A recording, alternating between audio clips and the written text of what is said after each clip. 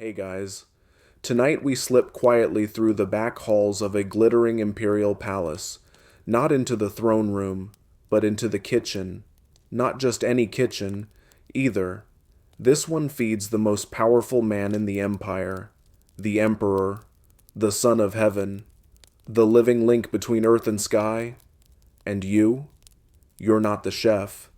You're the one who eats before he does. The lanterns flicker low, casting golden light across copper kettles, bamboo steamers, and gleaming jade bowls. Somewhere a chorus of crickets hums like nature's background static. You wipe your hands on your robe, your mouth dry already, because in a few moments you'll be sampling dishes that may, or may not, be laced with ingredients that kill slowly, silently, or instantly, depending on how angry someone is today. You probably won't survive this. So, before you get comfortable, take a moment to like the video and subscribe, but only if you genuinely enjoy what I do here. And drop a comment below telling me your location and what time it is where you are right now. I love knowing where in the world you're watching from. Now, dim the lights, maybe turn on a fan for that soft background hum, and let's ease into tonight's journey together. It's early morning in the inner palace compound, and the chefs are already hard at work. Fires roar beneath giant woks, clay pots burble with rice porridge, and plumes of steam rise like battlefield smoke. You stand near the doorway, half-shadowed, watching a man carefully dust a dish of duck eggs with powdered saffron. Another scores slices into the belly of a fish, so translucent you can see its backbone. No one makes eye contact with you. Not because you're beneath them, but because you're the one who might die. See, you're the Imperial food taster. Technically, your role has a fancy title. Imperial Dietary Safety Officer, if we're being bureaucratic, but nobody says that out loud. They just whisper about you, wonder how long you'll last, and secretly thank the ancestors they aren't you.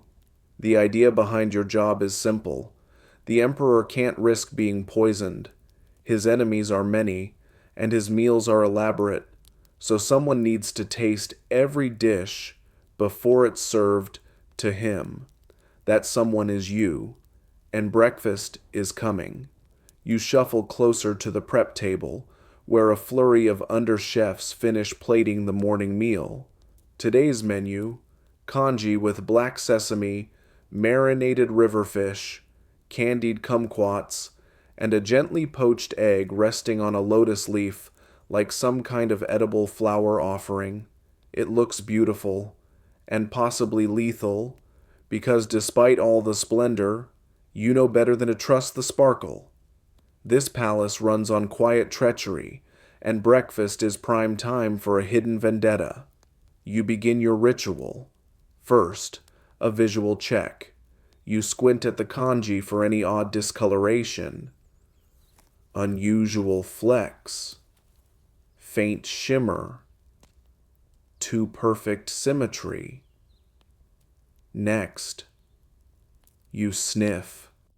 The fish smells faintly of soy and ginger, but you've trained your nose to notice the chemical bite of powdered aconite or the weird floral sting of datura. This one seems fine. Now comes the hardest part, eating it. You take a measured spoonful of the congee. It's warm, thick, almost sweet. A touch of bitterness at the end. Maybe? No. Probably the sesame. You wait a moment. Breathe. Listen to your body. No dizziness. No tight throat. No hallucinations. Though honestly, if you were hallucinating, would you even know? One by one, you taste each item. You wait 30 seconds between bites, then 60, then 90. You press your fingertips to your neck, checking your pulse. It's a bit fast, but fear will do that. Other staff shuffle silently around you, keeping their distance. They've seen what happens when something goes wrong. One taster, 3 rains ago, dropped dead within 30 seconds of sipping a suspicious broth. His eyes had rolled so far back it looked like he'd seen heaven's waiting room. So yes, everyone's polite, no one's friendly. You step back, nod once to the steward, and he claps his hands. 2 eunuchs lift the lacquered trays and begin the ceremonial procession through the painted corridors toward the emperor's morning chamber. And you stay behind. You sit on a wooden stool and wait, because if he collapses mid-meal, they'll know it wasn't the food. Or worse, they'll know it was, and that you missed something. Every Imperial meal begins this way, and it doesn't get easier with time. In fact, the longer you live, the more certain you are that your luck is just overdue for a cosmic correction. That's the thing about poison. It's invisible. It doesn't need to smell or look strange. Some of the deadliest toxins are completely tasteless. Others mimic regular ingredients. A chef could slice a deathcap mushroom into a stir-fry, and unless your tongue was trained like a sommelier of doom, you wouldn't notice until your kidneys started screaming. There are whispers, always whispers, that someone tried to bribe one of the rice vendors. That a concubine in the West Wing was seen crushing beetles into a powder. That the emperor's astrologer recently warned of betrayal from within the stomach, which is either metaphoric or horrifyingly literal. So you wait and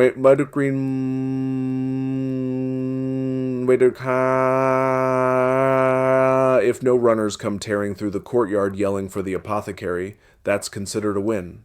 Eventually, a quiet signal reaches the kitchen, a nod from the steward. The emperor has eaten. He is well. At least, for now. You exhale. Your hands are shaking slightly, though you don't show it. You've survived another morning. Congratulations. The sun has only just climbed over the palace walls, and you've already stared down death. Again. But don't get too comfortable. Lunch is in 3 hours. You never applied for this job. No sane person would. You were selected, or more accurately, voluntold.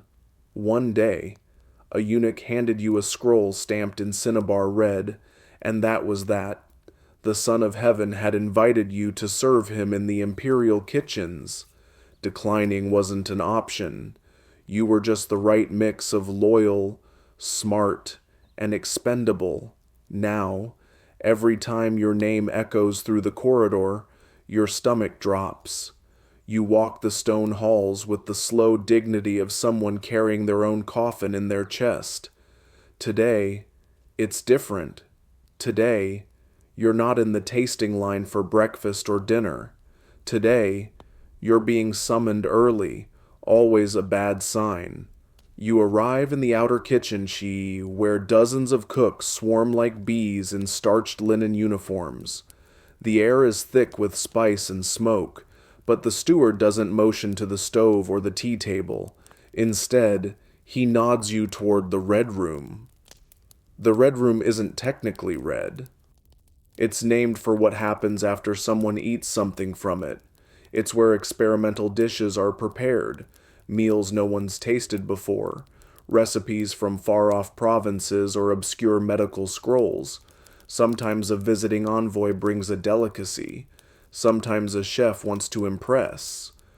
But before any of that touches the emperor's lips, it touches yours.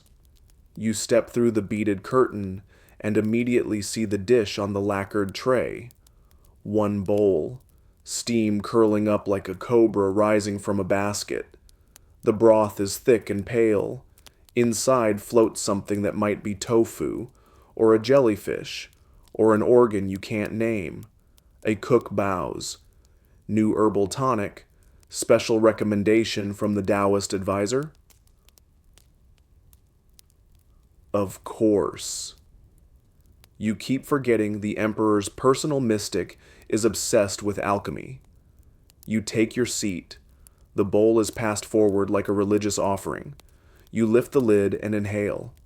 There's a sharp bitterness of ginseng, the muddy scent of fermented root, and something else.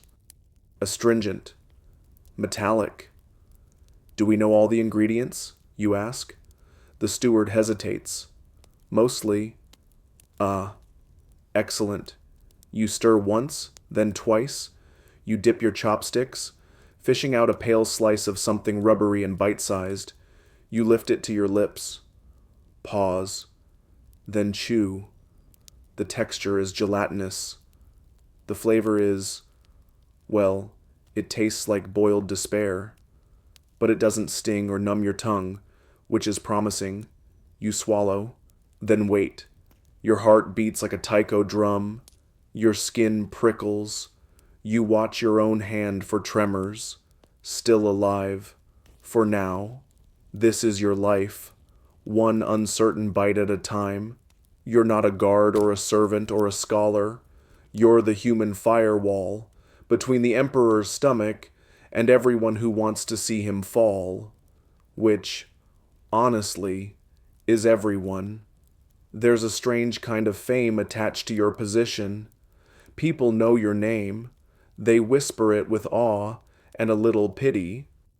Kids in the palace courtyards play Emperor and Taster, where one child eats an imaginary meal and dramatically keels over while the others giggle.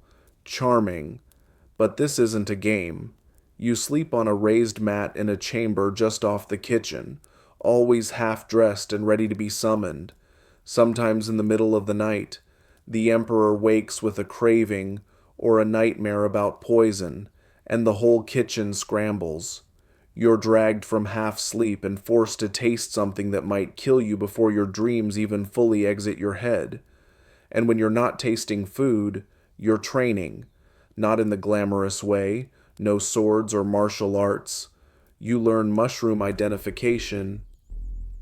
You memorize the symptoms of belladonna, of mercury poisoning, of crushed glass in soup. You know that vomiting is a good sign. It means your body's fighting back. But not everything is fast. Some poisons kill slowly, cumulatively, a little every day. So even when you feel fine, you're not sure. Is the fatigue from sleepless nights, or are your organs quietly disintegrating? Historians still argue whether any emperor's taster ever truly lived to old age. The records are vague, maybe on purpose. Back in the Red Room, the steward nods. You seem well. Not yet, you say. Give it 2 hours. He chuckles politely, but you see him subtly inch away, just in case. You spend the next part of your day, as you often do, sitting alone, drinking tea you've personally prepared, and watching the palace through a carved window screen. You see officials in long robes debating under paper umbrellas. You see concubines gliding between courtyards, laughter trailing behind them like perfume. You see guards, always watching, always still. And sometimes, you imagine switching places with any of them. Even the guy who picks up horse dung, because he doesn't have to worry about his tongue going numb from a wrongly sliced root. There's a story that circulates the kitchens about a food taster during the Tang dynasty who grew so paranoid, he refused to eat anything at all. Instead, he hid the food under floorboards and mimed tasting in front of witnesses. He was caught, of course, and punished. Not with death. That would be too quick. Instead, they made him eat everything on the emperor's plate. Every course, every grain. He died, naturally, but no one could say exactly which dish did it. That's the real terror here. Not the moment of collapse, but the not knowing. the vague twitch in your eye that might be fatigue, or might be the onset of something fatal, the cold sweat that could be nerves, or the first sign your nervous system's waving goodbye. You've learned to compartmentalize, to separate your job from your feelings, to taste without panic, smile without trembling, survive without hoping. Because if you let yourself hope for a transfer, a pardon, a quiet exit, you'll slip. One bite, one sniff, one moment of inattention, and that's it. Game over. So you sit, you wait, you taste, and when the silver bell rings again in the distance, you rise, lunch is ready, and your job is far from over. Lunch arrives with fanfare and a flourish, like it's proud of how dangerous it might be. You walk behind the procession of eunuchs and kitchen attendants carrying porcelain trays, each draped in silk like some sacred relic. The scent alone makes your stomach contract. Roasted pheasant in plum sauce, fish glazed with honey and citrus, bamboo shoots steeped in bone broth, and little pyramids of sticky rice dotted with gold. It's beautiful, meticulously arranged, the kind of meal people dream about in lean winters. And you're terrified of every single bite. You lower yourself onto the tasting stool, which creaks under the weight of your dread more than your body. Across from you, the court scribe raises an eyebrow. He's here to record your reaction, not for poetry, for liability. You glance at the emperor's lunch, then back at the scribe. If I drop dead, please don't write something flowery. Just, he made it to dessert. Barely. The scribe doesn't smile. He never does. The tray is unveiled. There's a thin porcelain spoon nestled into a tureen of soup, bird's nest, likely, judging by the cloudy translucence. Bird's nest soup is made from the hardened saliva of cave swifts. It's expensive, supposedly good for longevity. Definitely good at making your throat feel like you're drinking cobwebs. You take a sip. Warm. Slightly sweet. No tingling. You wait. Nothing. Next, a slice of duck breast topped with crushed lotus seeds.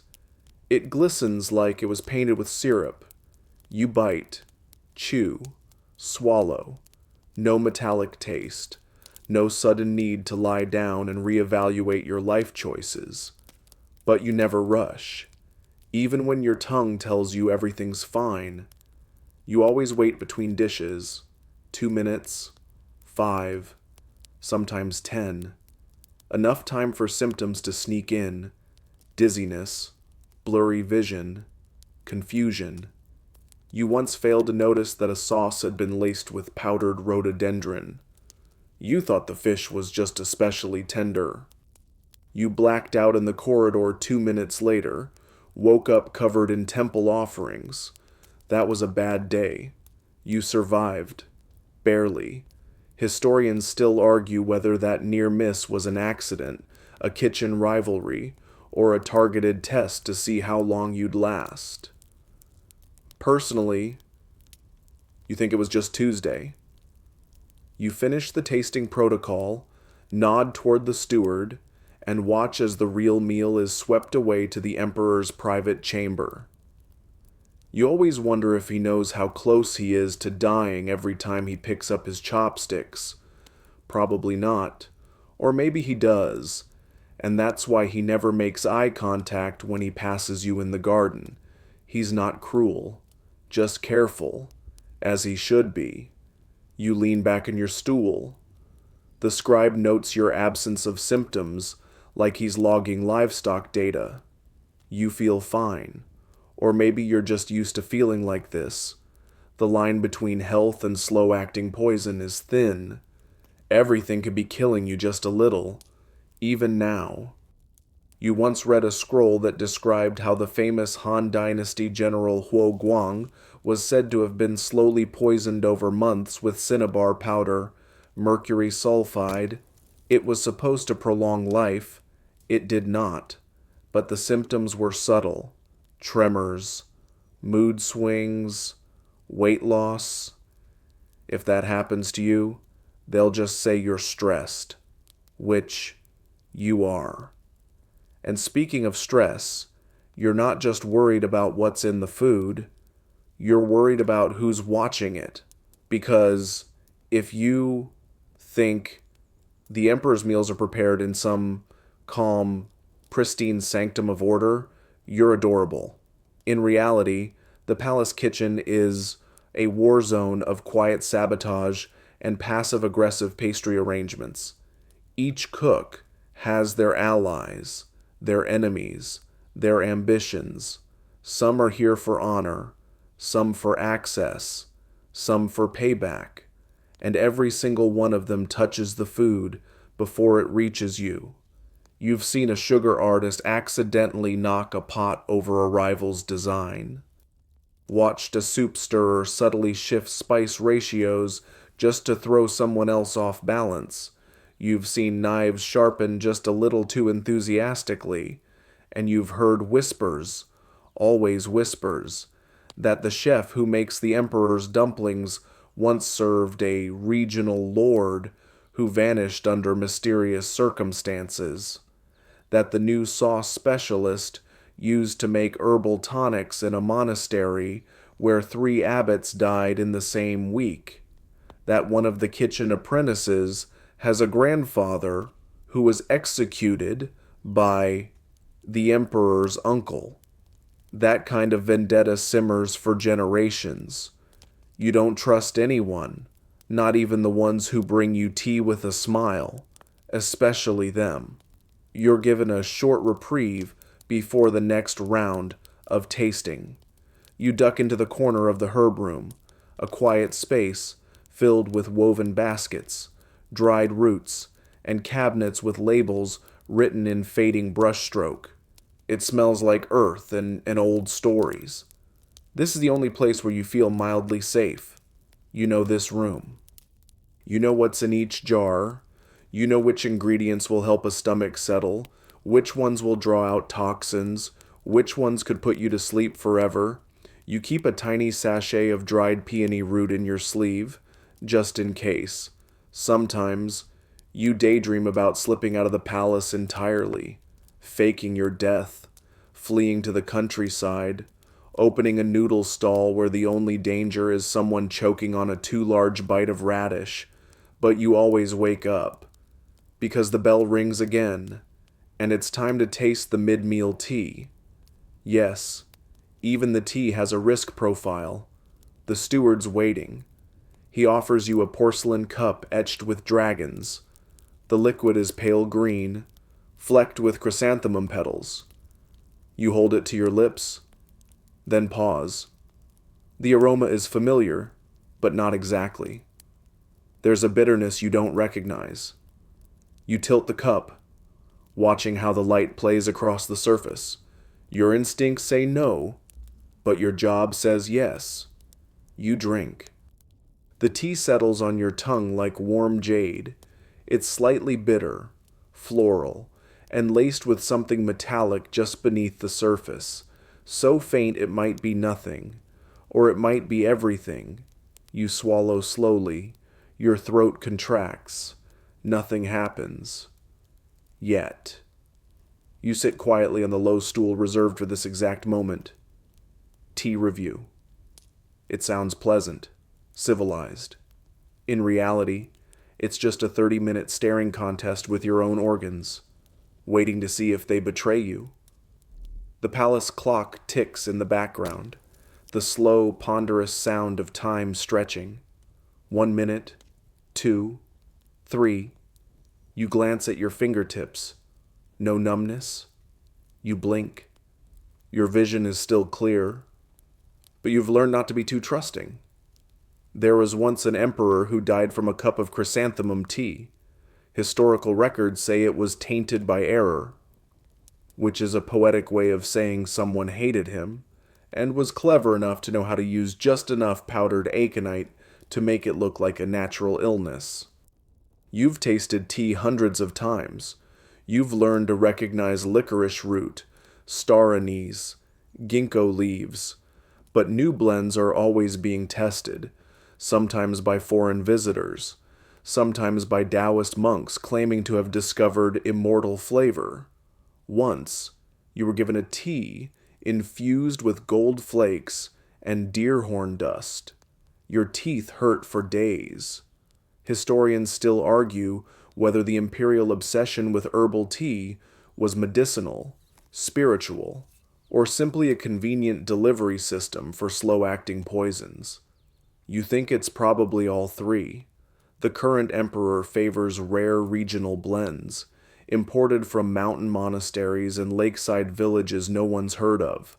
The rarer the ingredient, the more dangerous it tends to be. Rarity, after all, means limited testing.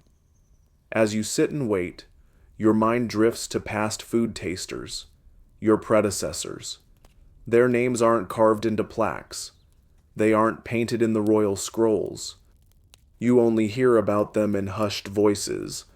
The one who choked on shrimp paste, the one who bled from the eyes, the one who stopped speaking after a bowl of seaweed soup. They all died serving honorably, which is another way of saying they died before screaming. You shift your weight on the stool. Still fine. The bitter note in your mouth is fading now, replaced by a dry floral echo. Perhaps it was just overly steeped. Still, you make a mental note to visit the herb room again later. You like to check the inventory yourself. If someone swapped a jar, you want to be the first to know. One time, a guest cook brought a bag of so-called immortality petals, claimed they were from the cliffs of Mount Penglai, soaked in dragon dew. You weren't impressed. They tasted like wilted lettuce. But 20 minutes later, your heartbeat dropped to half its normal rhythm. The apothecary poured vinegar down your throat to counteract it. You couldn't taste anything for 2 days. Eventually, the steward nods. Cleared. You nod back. Tell the emperor it's bitter, but safe. He bows. That's usually how he likes it. You rise, knees stiff, and step back into the corridor. The light is different now. Mid-afternoon. A gentle haze has settled over the palace roofs.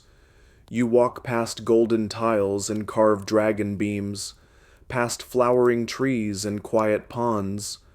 A white heron watches you from the edge of the water, unmoving, and for a moment, you're just a person walking through a beautiful place, but only for a moment, because someone calls your name. Another summons. This time it's for a midday refreshment, which sounds lovely, except that it means a new dish, a new threat, a new set of risks. You're taken to a side chamber, smaller, more intimate. This isn't part of the formal meal rotation, which makes it worse. Inside, a eunuch presents a small lacquered tray with one item, a candied fruit skewer. Glazed hawthorn berries, alternating with pieces of something darker. You lean in, jujube, and, is that mulberry? From the Dowager Empress's private kitchen, the eunuch says. Of course it is. Nothing like a surprise gift from the emperor's stepmother to keep things spicy. You've never trusted her. Too many stories. Too many sideways smiles. Once, she gifted the emperor a box of dried plums. Later that night, he couldn't speak for hours. Just a coincidence. Everyone said, sure. You sit down, take the skewer, and study the glaze. It shines too perfectly, like glass. You sniff. Sweet, tangy, a faint hint of something. Almond? That's a bad sign. Bitter almond can mean cyanide. But then again, hawthorn sometimes smells like that naturally. You take a small bite. The candy crunches. The fruit is tart, cloying. You let it sit on your tongue. 5 seconds. 10. Swallow. You don't die, but your mouth tingles. You glance up. The eunuch is still watching. You lick your lips. Tell her I'm honored by her generosity. You say, choosing your words like stepping stones across a crocodile river. He nods and vanishes. You remain seated for 20 more minutes, watching your pulse dance beneath the skin of your wrist. Still alive. Probably. You've learned to measure your life in quarter-hour increments. That's usually long enough for the fast poisons to show their teeth. The slow ones, those you'll never feel coming, when you finally rise, you do it slowly, just in case gravity has new opinions about your blood pressure. Your evening will be quiet. In theory, you're allowed an hour to rest before the next round of testing. You use it to walk the inner courtyard, where wind chimes made of bone and bronze sing softly in the breeze. You pass a monk trimming bonsai. He doesn't look up. You pass 2 concubines giggling behind fans. One meets your eye. You nod. She doesn't nod back. Even in your free hour, you are marked. Everyone knows what you are. The taster, the one who eats first, and sometimes doesn't make it to second. The palace spice cellar is both heaven and hell. On one hand, it smells like paradise, an intoxicating blend of cinnamon bark, Sichuan pepper, cardamom pods, dried tangerine peel, and star anise. On the other hand, nearly everything here can kill you if prepared the wrong way. You stand in the threshold, watching 2 junior cooks weigh something reddish and crumbling. One sneezes violently, not a great sign. You step forward and clear your throat. What is that? You ask, gently. They freeze, like startled cats. Cinnabar, one mumbles. Mercury sulfide. Red. Radiant. Historically very popular with court alchemists who believed it granted immortality. Also, highly toxic. You gently take the jar from their hands. This isn't for seasoning. This is for potions. Or funerals. They nod vigorously, backpedaling out of the room like it's haunted. You sigh and replace the jar, checking its seal. This isn't the first time you've found lethal substances stored beside everyday spices. Clove next to foxglove, salt beside arsenic crystals. One mix-up, and lunch becomes a historical event. There's a strange duality in this place. The Imperial kitchen is both a sanctuary of flavor and a battlefield of intention. Every herb has a twin meaning. One licorice root can soothe the stomach or conceal bitterness. Dried lily bulbs can ease sleep or numb the body when ground too fine. Historians still argue whether these mix-ups were deliberate or simply the product of chaotic kitchens run by overworked staff and political agendas. You're not convinced it matters. The result is the same. Someone starts foaming at the mouth before the second course. You pause to sniff a jar of black vinegar. Just vinegar. Good. You reach for the powdered pearl container. Popular with nobles. Supposedly enhances skin clarity and balances the QI. Less popularly known for clogging organs when consumed in excess. The emperor insists on powdered pearl stirred into his morning broth once a week. So, naturally, you get powdered pearl stirred into your morning bloodstream. There's a delicate choreography to how dishes are built around these risky ingredients. You've learned to watch for certain patterns. Too many new components in a single dish? Suspicious? A repeat dish on an off day? Worrisome? A surprise gift with no known sender? Run. And the more exotic the meal, the more deadly the possibilities. Take, for example, hedgehog mushroom dumplings. Delightful texture. But they're cousins. The false hedgehog mushrooms can paralyze the nervous system in hours. A careless picker or a clever assassin can swap them and let nature do the work. Or silverleaf jelly, a shimmering dessert made with seaweed extract and lotus root, beautiful to look at, easy to lace with powdered aconite, just enough to make the eater's heart hiccup for eternity. And then there are the aphrodisiac dishes. Yes, you taste those too. You once bit into a honeyed fig stuffed with deer musk and five-spice tiger root, felt dizzy for hours, not from desire, from whatever it was really stuffed with. You spent the evening in the apothecary chamber, eyes dilated, heart pounding like a festival drum. The emperor claimed it tasted vibrant. You never figured out who made that particular dish. They disappeared the next day. There's an old palace saying, "Never eat what no one else has tasted. Never drink what's already open. Never trust a kitchen where the windows face west." No one explains that last part. You just nod, like you understand. You make your way out of the spice cellar, pushing open a bamboo screen into a smaller kitchen. Annex. This one reserved for desserts. Today's evening sweet is something experimental. Almond tofu with melon syrup and a mystery garnish. You raise an eyebrow at the cook, who smiles too quickly.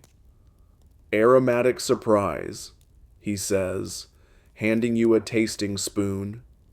You pause. Almond flavoring is tricky.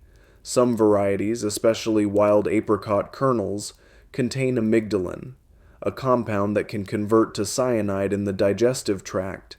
Delightful. You taste. Soft texture. Mild. Sweet. You wait. A minute passes. Then another. Your throat doesn't seize. Your hands don't tremble. You decide not to eat the garnish. You turn to the cook. "Next time, surprise me with something less terminal." He bows deeply. "Of course. That's the game here. Everyone smiles, but no one trusts." Not really. You move back through the kitchen's central hall, where trays of ingredients are being wheeled toward the main prep tables.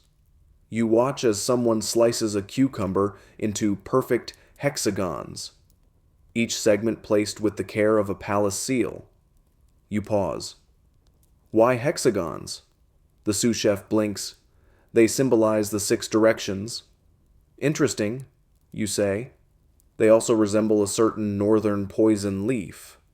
She blanches. "I'll change the cut." You nod and walk away. Another crisis, gently diffused. This is what you do now. You're not just a taster. You're a sleuth, a poison profiler, a walking, breathing, slightly queasy line of defense. And the sad part is, you've actually gotten good at it. You can tell if a dish was made by a new apprentice just by the clumsy balance of flavors. You know which concubines prefer sweeter meals, and which ones always send back their porridge untouched. You remember the time one of them requested salted duck eggs out of season 2 days before a general mysteriously collapsed. That's another unspoken truth. The kitchen feeds everyone. Generals, officials, consorts, visitors, not just the emperor. And your job, though technically tied to him, sometimes means you end up tasting meals meant for others, especially when someone gets nervous, which is always, you once tasted a bowl of lotus soup for a minor official, visiting from the southern provinces. No one told you why. They just handed you the bowl and watched your face like it held the mandate of heaven. You lived. He didn't. Different bowl, Different room. You never found out what happened. Only that the Imperial kitchen shut down for 2 days afterward, and that no one mentioned it again. You think about that sometimes. How trust in the palace is just surface tension, a thin film floating over deep, dark water, and you're the drop that gets tested first. You stand before the evening spread, and it's opulence incarnate. The tray alone is carved sandalwood, inlaid with mother of pearl. It holds lacquered dishes in crimson and gold, each shaped like a lotus, a phoenix, or a swirling cloud. Nothing in this palace is ever just food. It's a message, a performance, a display of divine favor. But to you, it's a menu of potential death. You study the dishes like they're suspects in a murder mystery, which, in a way, they are.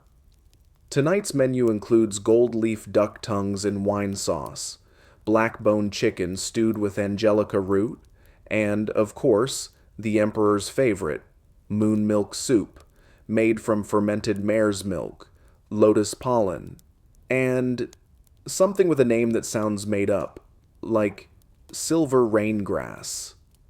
You're not even sure that last ingredient exists outside of this palace. The duck tongues shimmer unnaturally. The gold foil glints under the lantern light. Thin as breath. Completely tasteless, and utterly useless in terms of nutrition. But it's considered auspicious. The Emperor believes it wards off rotting qi. You suspect it mostly wards off hunger, because the texture is challenging.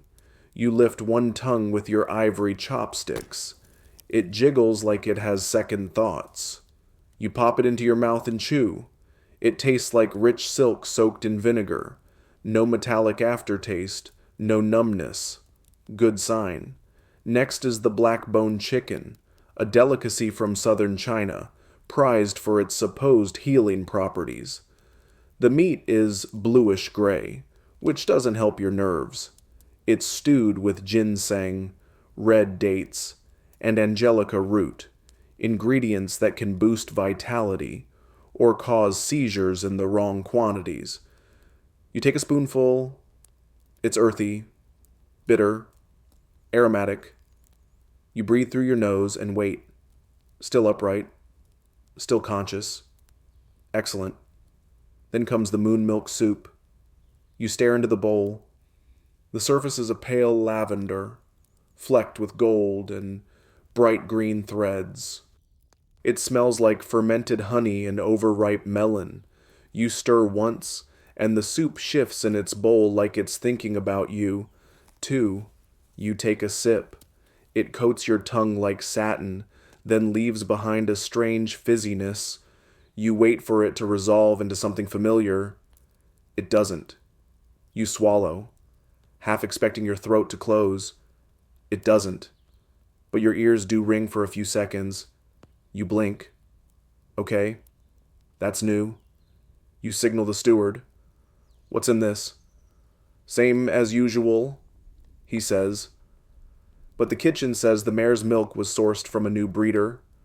High elevation. Ah, good. Nothing says safe and consistent, like an entirely new ecosystem of bacteria.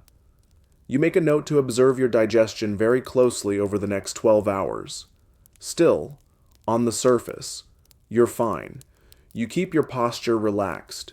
You know that if you panic, the others watching you, scribes, attendants, the silent guards in the corner will panic too, and then someone will get blamed.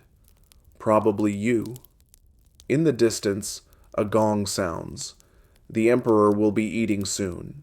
You hand over the cleared tray, and the procession begins again.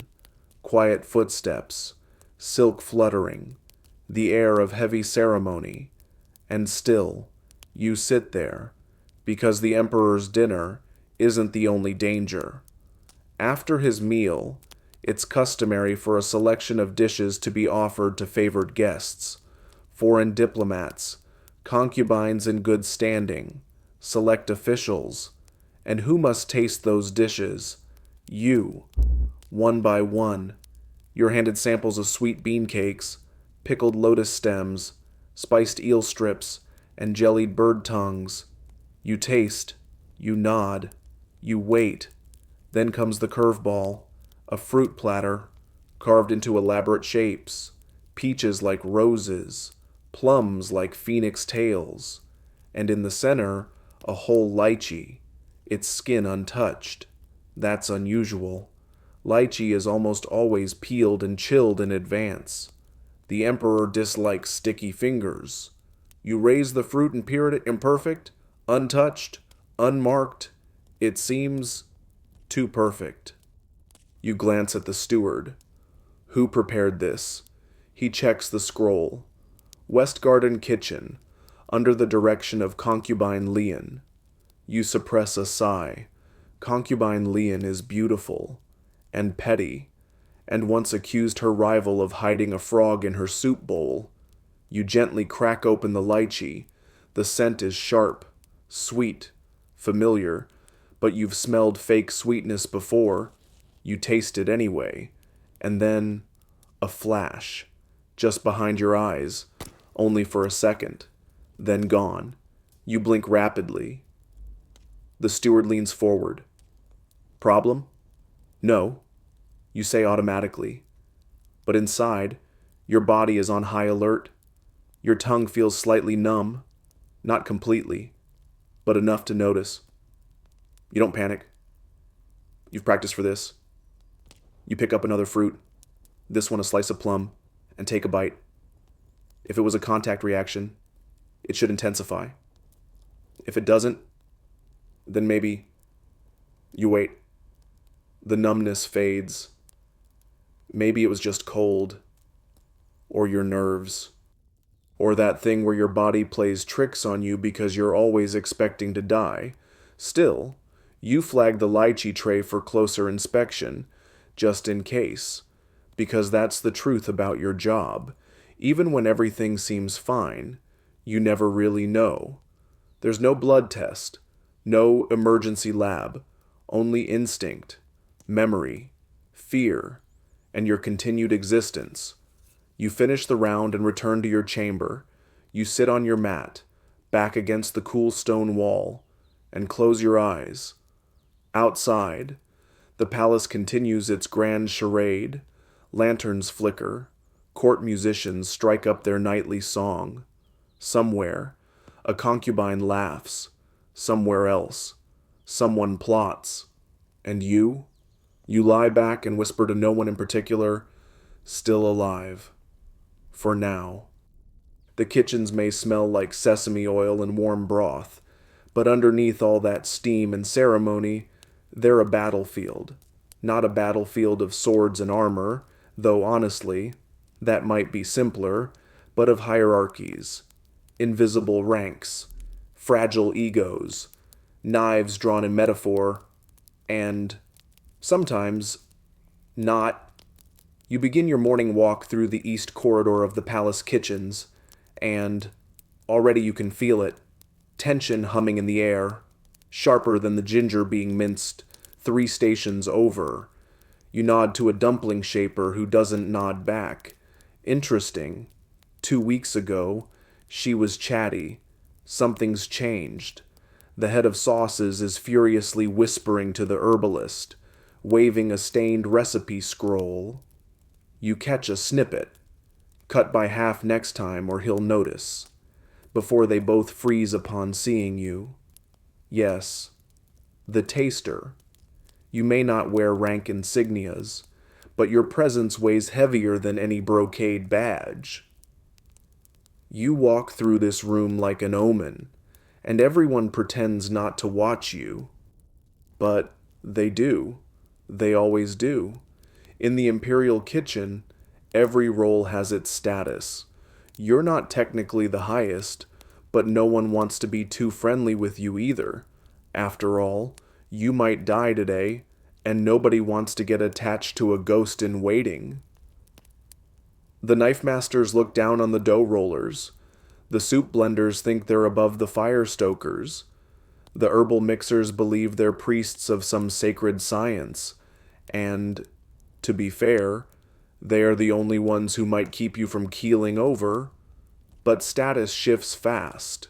One burned rice batch, a drop in favor, one perfect mooncake that makes the emperor hum in pleasure. You're suddenly kitchen royalty. And sometimes, promotion isn't about cooking at all. It's about knowing who to flatter, or who to sabotage. Historians still argue whether the imperial kitchen's internal dynamics ever directly influenced palace politics. But when the emperor eats 3 times a day, and everything he eats passes through this room, you better believe politics bubbles right alongside the kanji. Take the case of Chef Lee.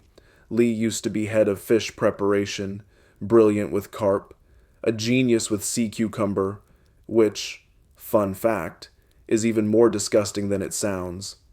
Then, one night, the emperor complained of strange texture in the evening stew, not illness, just mild displeasure.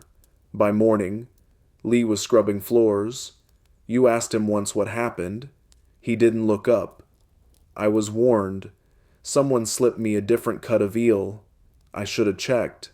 I was too tired. Now, he doesn't even handle knives. That's how fast it turns. And you don't even cook, and you're in the middle of it, because your feedback is quiet but lethal. A raised eyebrow, a delayed response, a hand paused over your stomach for too long. The wrong look from you can ruin a cook's career, or worse, so they court your favor. With tiny gestures, a slightly better cut of pork slid into your bowl, a dish left on the warming shelf a few extra seconds just for you, a cup of ginger tea that's just the way you like it, and sometimes it's not kindness, sometimes it's a test.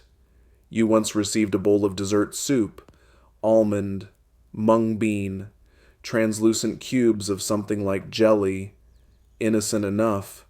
No one told you who made it, no one stood by watching, but you tasted it and felt the telltale tingle of wild apricot kernel oil. Your lips went numb, your vision narrowed. You didn't pass out, but you clutched the wall on your way out of the room. 2 days later, a young assistant chef was transferred to an outpost. You never saw her again. No one said it was connected, but no one had to. You passed the steaming area, where bamboo baskets are stacked high. One lid is slightly ajar. You peer in. Glutinous rice dumplings with lotus seed paste. One is darker than the others. You lift it, sniff it, and frown. Charcoal bean paste? Unusual. Who made this batch? You ask. The nearest worker freezes. I did. Recipe changed? No. Honored taster. You hold the dumpling to the light. There's a faint sheen. Oil? Or something else? You don't accuse. That's not your job. But you quietly set that dumpling aside and mark the basket with a yellow silk thread. Later, you'll ask the herbalist to test it. Carefully. Discreetly. This is how you survive. Not just through taste, but through vigilance. Suspicion is your seasoning. You add it to everything. Because it's not just poison that kills. It's kitchen politics.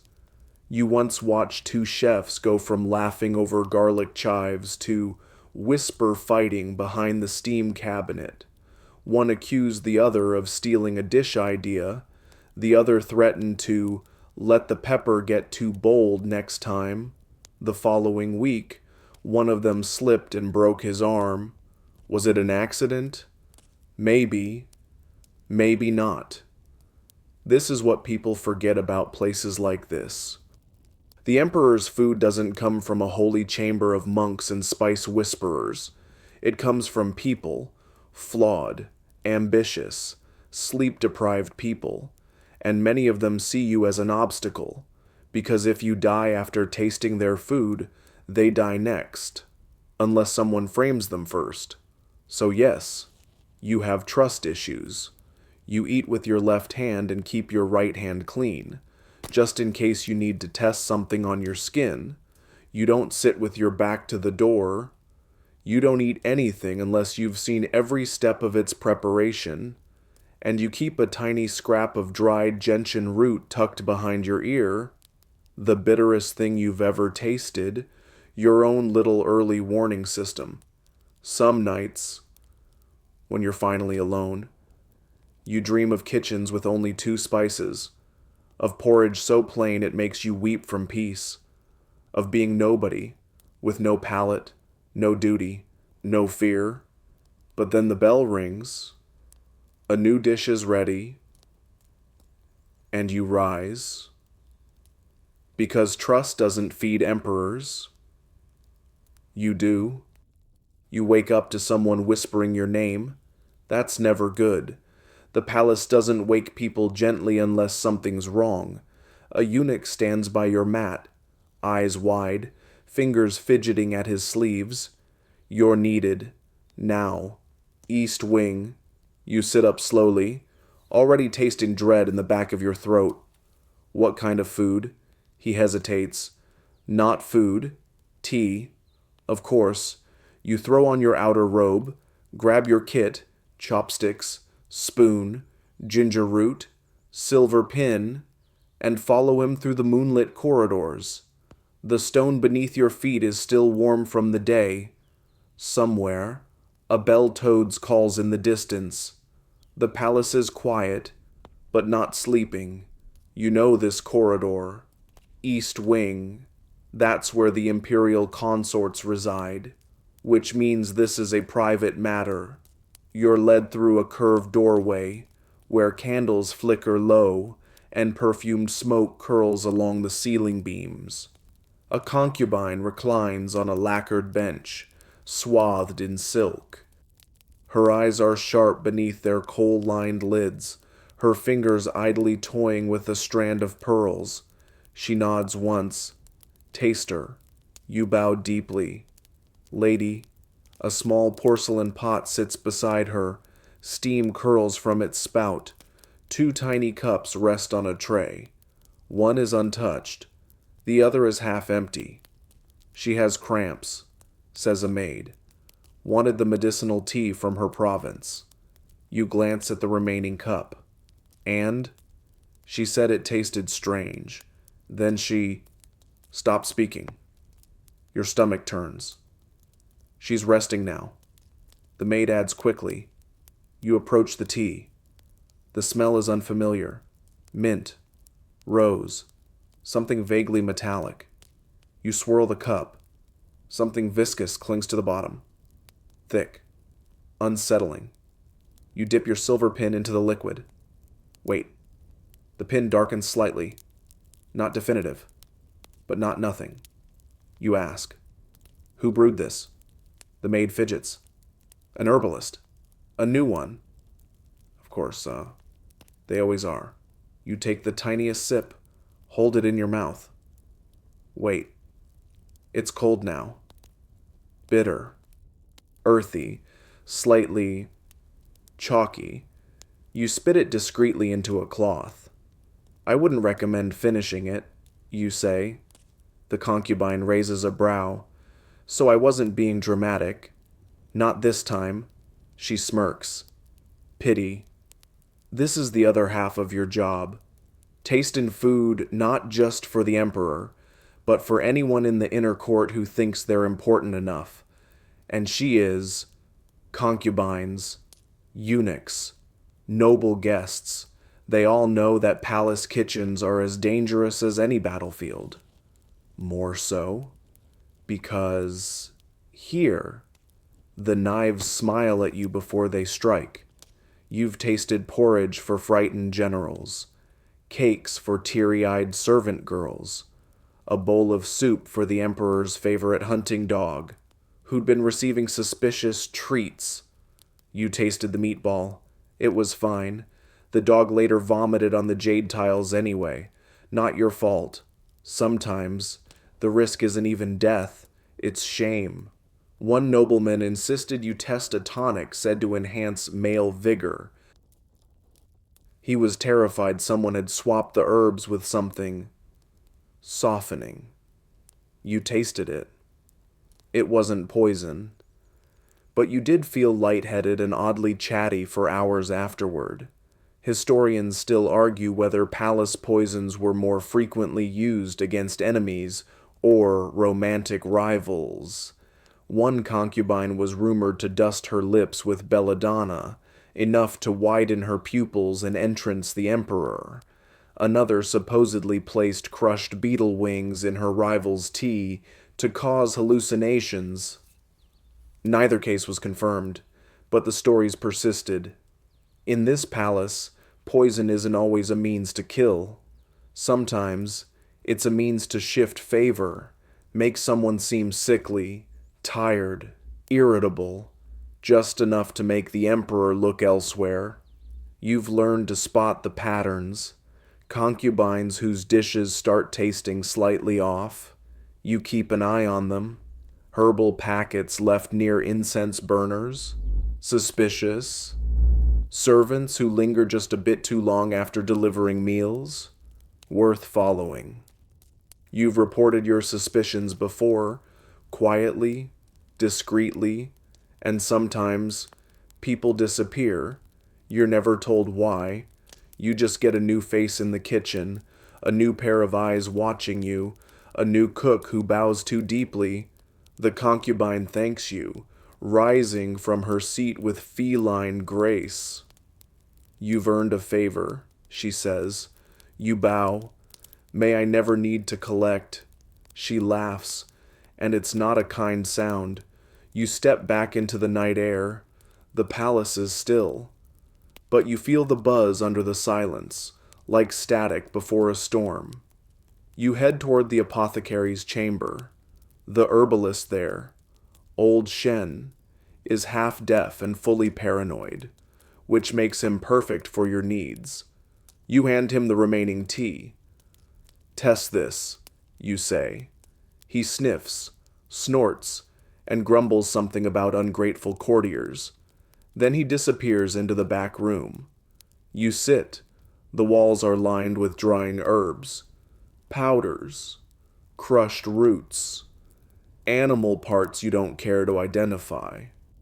The smell is overwhelming, a pharmacy mixed with a spice market and something vaguely funereal. Old Shen returns 20 minutes later. Traces of wild aconite, not lethal, but stupid. Intentional? Hard to say, but not an accident. You nod. Just as you thought, You thank him, drop a coin on his workbench, and head back to your quarters. As you walk, you wonder, not for the first time, why anyone wants power in a place like this. To be loved by the emperor is to invite jealousy. To rise too high is to paint a target on your back. Even the food isn't safe, especially the food. You reach your chamber, sit on your mat, watch the flicker of your oil lamp. You think about the girl who used to prepare your family's dumplings back home. Her biggest worry was whether she'd added enough garlic. You think about what it must be like to trust your meal. And then the bell rings again. Another summons. You respond to the bell with the weary precision of someone who knows the routine, but never forgets the risk. This time, it's the evening herbal tonic. The emperor drinks it every night without fail, believing it balances his energies, soothes his thoughts, and grants clarity for the vivid dreams he insists on interpreting each morning like omens. You arrive at the Hall of Tranquil Essence, where the preparation takes place. The name is misleading.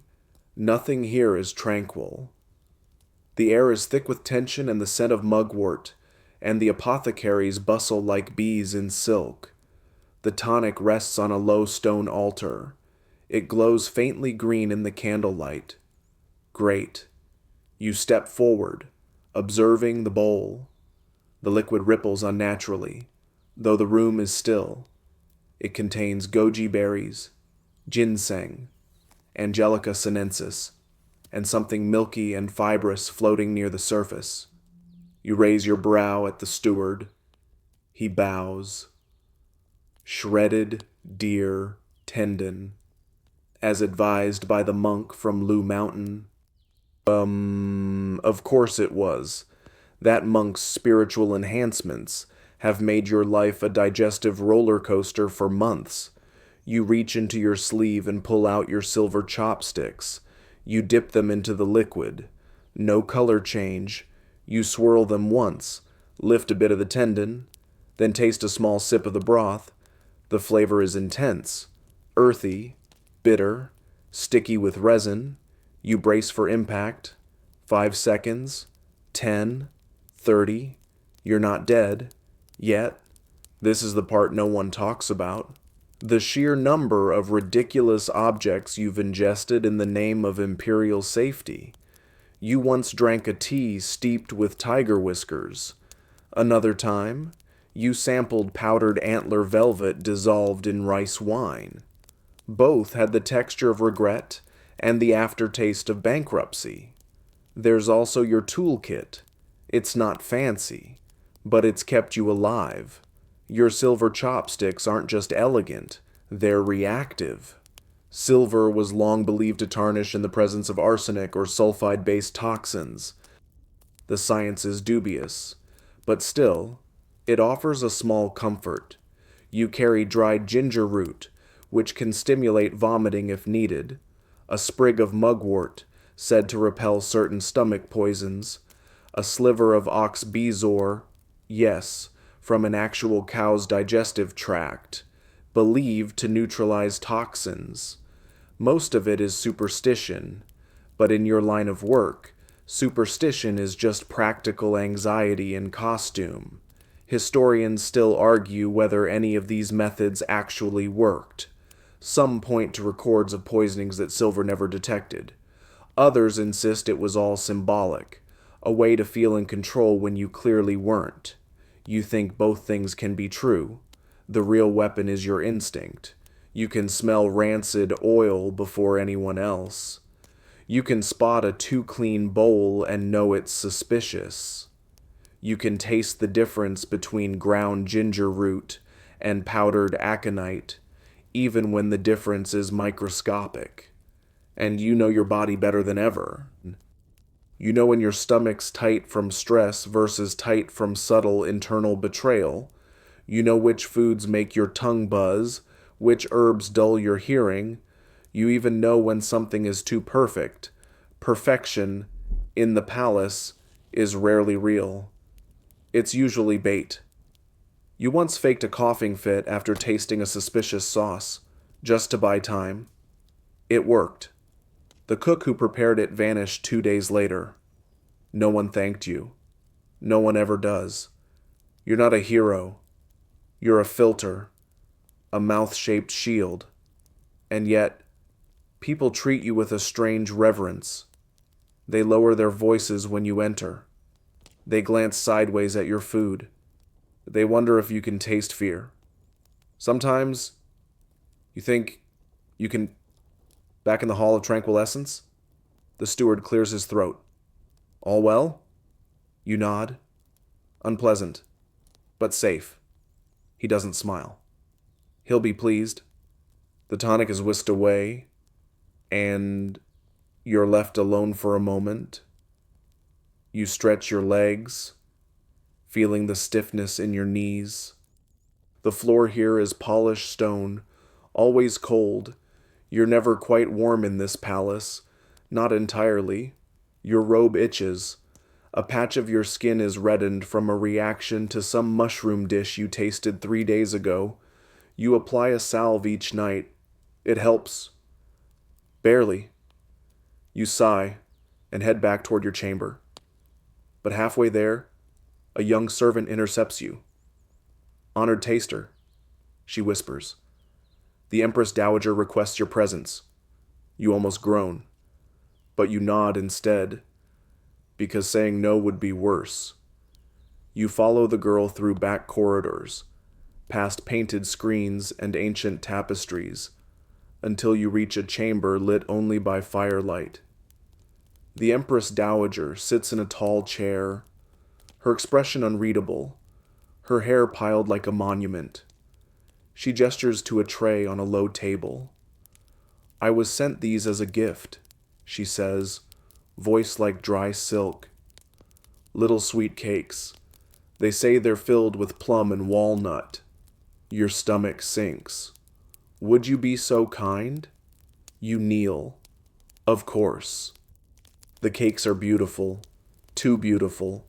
Their tops glisten like they've been polished with egg wash and ambition. You select the smallest one, crack it in half. The filling is dark, sticky, dense. You sniff, nothing overtly strange. You nibble. Then, wait. 1 minute. 3. Still breathing. You take another bite. The sweetness blooms on your tongue, chased by a whisper of bitterness. You pause. Could be the walnut. Could be more. You signal the steward. "I'll take the rest for extended testing." The Empress Dowager smiles. "So cautious. You'll live forever." You bow low. "That is my professional goal." She laughs. It is not a kind sound. Later that night, you sit on your mat and unwrap the remaining cake in private. You crumble it into pieces and test each one. A drop of vinegar, a needle dipped in vinegar and salt. You apply each method you know. Nothing obvious. You take a final sniff, and suddenly you realize the bitterness isn't the plum, it's nutmeg. In quantities far beyond safe, too much nutmeg can cause nausea, hallucinations, heart palpitations.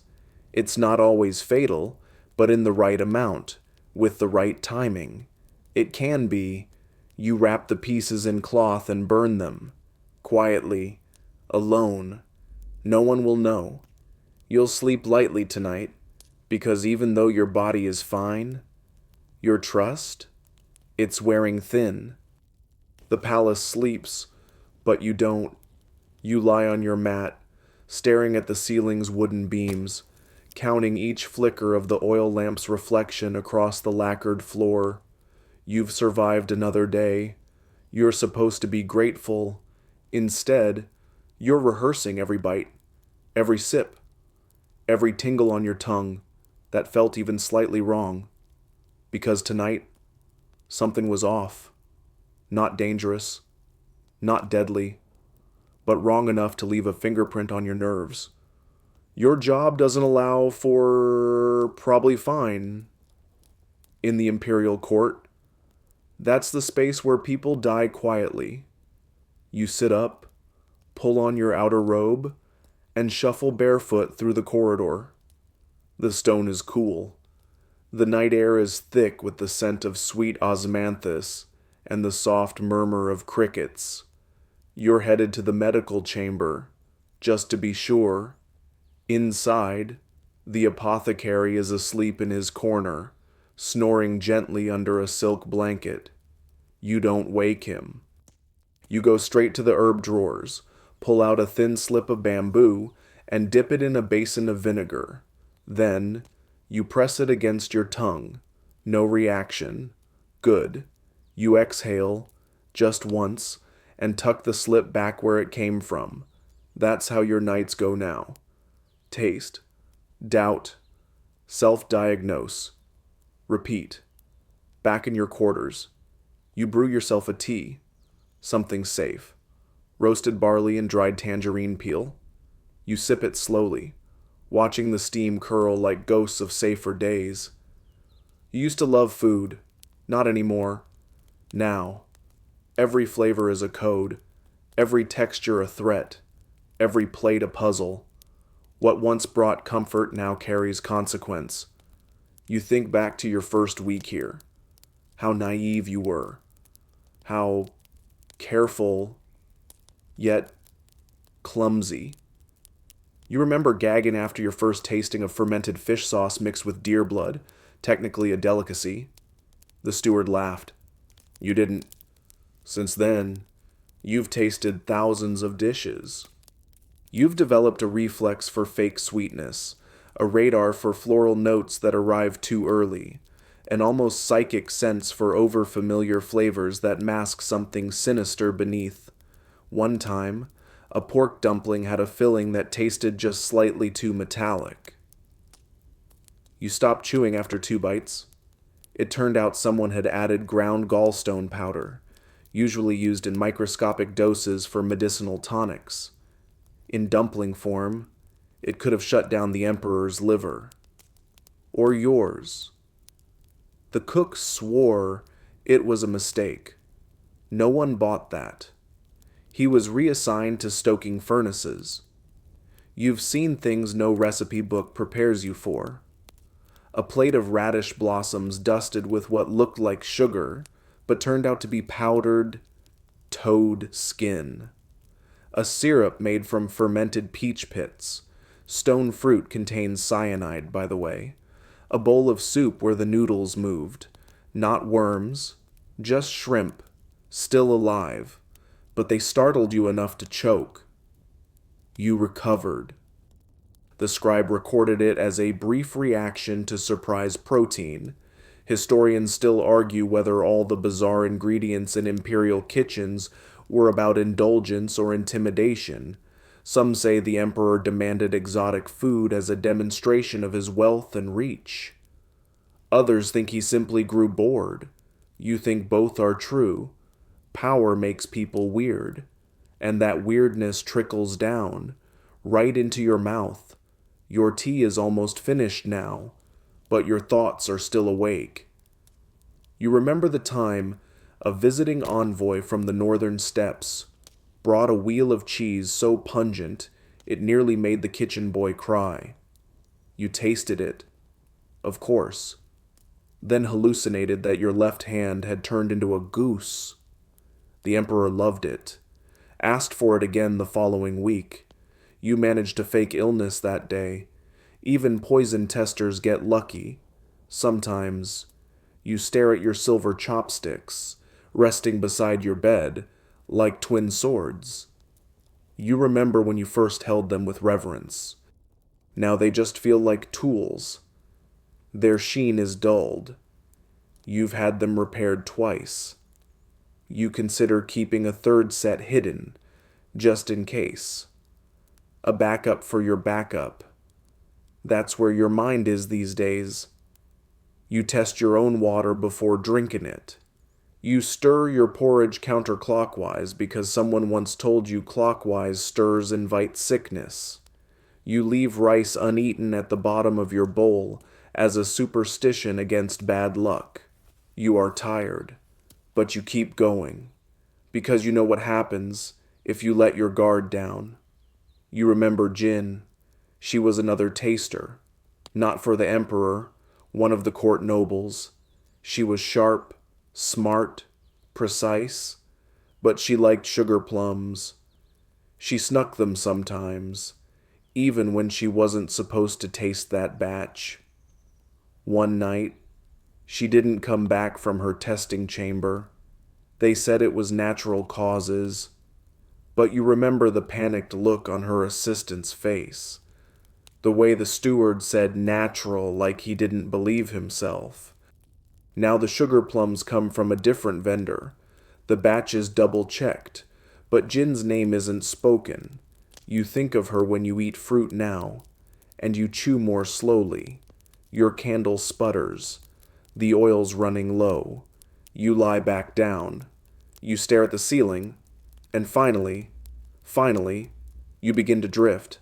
But just as your breath slows, you hear footsteps outside, not frantic, not loud, but purposeful. A knock. You sit up. Again, you open the door. A eunuch bows low. Apologies. There's a special request from the Emperor's alchemist. Of course there is. You nod. No rest tonight? There's always one more bite. By the time you reach the Hall of Celestial Alchemy, The moon is high overhead and your eyelids feel like they've been soaked in lead. But you keep walking. Sleep is optional when your job requires you to stay alive first. Inside, it smells like burned honey and something vaguely metallic. Never a good sign. You find the alchemist exactly where you expected, kneeling before a copper brazier, stirring something thick and bubbling. He doesn't look up when you enter. "Honored taster," he says. "I've created a restorative elixir for His Majesty's chi." His voice sounds too excited, like someone who's very proud of themselves and not at all worried about human consequences. You glance down at the cup beside him. It's stoneware, unadorned, steaming faintly, no garnish, no filter, no ceremony, just a simple, hopeful cup of something that could melt your kidneys. "What's in it?" you ask. "Mercury, gold leaf, deer gall, and the dew from the petals of a lunar orchid," he says, like he's listing ingredients for a spring salad. You blink. "You're sure?" "Oh yes," he beams. "The proportions have been adjusted since last time. Last time, you recall, the Emperor hallucinated that his ancestors were sitting on the ceiling, applauding his breakfast. You had a mild seizure. Still, protocol is protocol. You kneel, lift the cup, and give it a cautious sniff. Heavy sweetness, followed by a sharp metallic undertone. You stir with your silver spoon. No change. Not that you expected one. Mercury doesn't care about your 12th century chemistry tricks. You take the smallest sip possible, let it rest on your tongue, instant nausea. You spit into your cloth. "Do you feel anything?" the alchemist asks eagerly. "Yes," you say. "Disappointment." He frowns. "I'll need to consult the apothecary before passing this on." You add. He deflates, but nods. "If you must." You leave with the cup carefully sealed in cloth and head straight to old Shen's chamber. Again. He's awake this time. He never sleeps fully. You think he's been half expecting you. He takes the sample without comment, pours it over a dried lizard tail, and waits. The tail curls. "That's a bad sign," he mutters. "Any idea which part?" "All of it." He sniffs it again, then pours vinegar over a pebble and drops it in. It sizzles faintly. "Too much mercury," he declares. "Also gold. Probably real. Definitely not food." You sigh. "So? Not safe?" Shen gives you a look. "Do you want to die glittering?" You shake your head and wrap up the cup again. "I'll tell the alchemist the Emperor prefers clarity over celestial chaos." Shen snorts. You walk back through the palace under the moonlight. The garden paths are cool and quiet, lined with sleeping chrysanthemums. The koi in the pond stir faintly as you pass. Little flashes of color under the water's skin. The world is still. And yet, your thoughts spiral. You've had mercury before. Tiny amounts, disguised in potions claiming to grant long life. It didn't kill you, but it changed something. Your joints ache more than they used to. Your vision swims at the edges on humid days. You once forgot your own name for 20 terrifying seconds. You told no one. Because what's the point? They just replace you. And you've seen replacements come in fresh-faced and confident, only to leave on stretchers or covered in silk shrouds. There's no version of this job that ends happily. You know that. But still, you keep going. Because if you don't, someone else does. And maybe they won't be as careful. Maybe he won't be as safe. You return the cup to the alchemist with a polite bow and a fabricated excuse about energetic misalignment. He looks disappointed. You pretend not to care. Back in your quarters, you finally lie down again. You should rest. But your brain won't let you. Instead, you list, like you do every night, the symptoms of the major poisons you've encountered: arsenic, nausea, diarrhea, skin tingling, sometimes garlic breath, aconite, numbing, heart rate changes, cold sweats, belladonna, dry mouth, hallucinations, dilated pupils, mercury, tremors, confusion, hair loss, death by sparkle. You remember them like prayers, like old friends who keep trying to shake your hand with daggers. You think of one taster, long before your time, whose journal was found hidden behind the floorboards of the old rice store. In it, he listed every bite he ever took for the Emperor, 43 pages. Then suddenly, halfway down the 44th, I no longer trust my tongue. It tastes only fear. You wrote that line on the inside of your sleeve once, just in case it became true for you too. You close your eyes. You dream of food, not in a pleasant way. In dreams, dumplings whisper secrets. Tea glows in the dark. A fish blinks at you and says, "We all serve someone." You wake up sweating, and the bell rings again.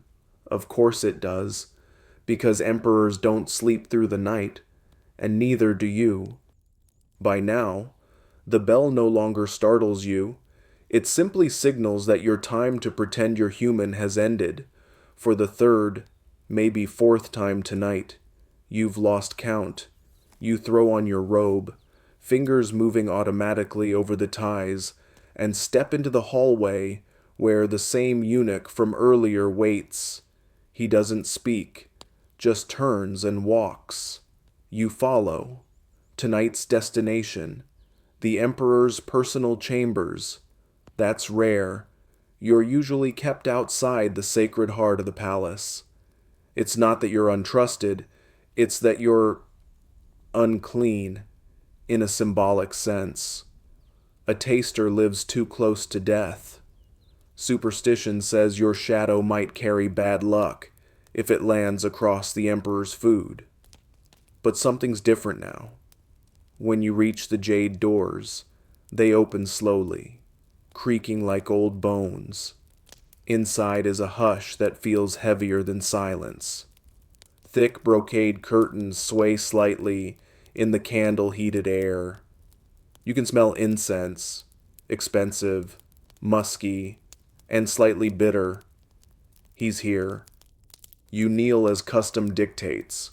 The Emperor, in his night robe of pale gold, sits cross-legged on a raised dais, cradling a bowl of porridge. "I requested you directly," he says without looking up. You lower your head. "I am honored. You're the only one I trust." That sends a flicker of something complicated through your chest. Part fear, part pride, part nausea. He gestures toward the bowl. "Tonight, my physician prepared this himself, for clarity of dreams. I need you to taste it first." You rise slowly and walk to the table where the bowl rests. It's simple. Earthenware. The porridge inside is grayish, thin, unappealing. You inhale. Hints of barley, millet, something medicinal. Lotus seed? No immediate alarm bells. Still, you stir it with your silver spoon. Nothing changes. No color shift. No odd shimmer. You taste. The texture is smooth, flavorless. The kind of meal that feels like it was made by someone who resents your ability to chew. But safe. You wait. Half a minute, a full one. You blink, check your vision, tap your chest. Nothing. You bow. "It's safe, Your Majesty." He nods, but doesn't eat right away. Instead, He gestures for everyone else to leave the room, even the ever-present guards. Just you and him now? Unusual? He speaks softly. Do you ever wonder how many people want me dead?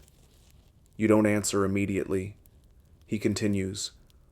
I used to count them in my head before sleep. Officials, cousins, lovers of concubines, eunuchs I never promoted. Sometimes I think even the kitchen boy probably dreams of putting something sharp in my congee. You say, carefully, that is why I exist, Your Majesty. He smiles faintly. And who tastes for you, taster? That hits harder than it should. No one, you reply. He studies you, eyes sharp even under half-closed lids. You're the only one in this palace who eats what I eat and lives.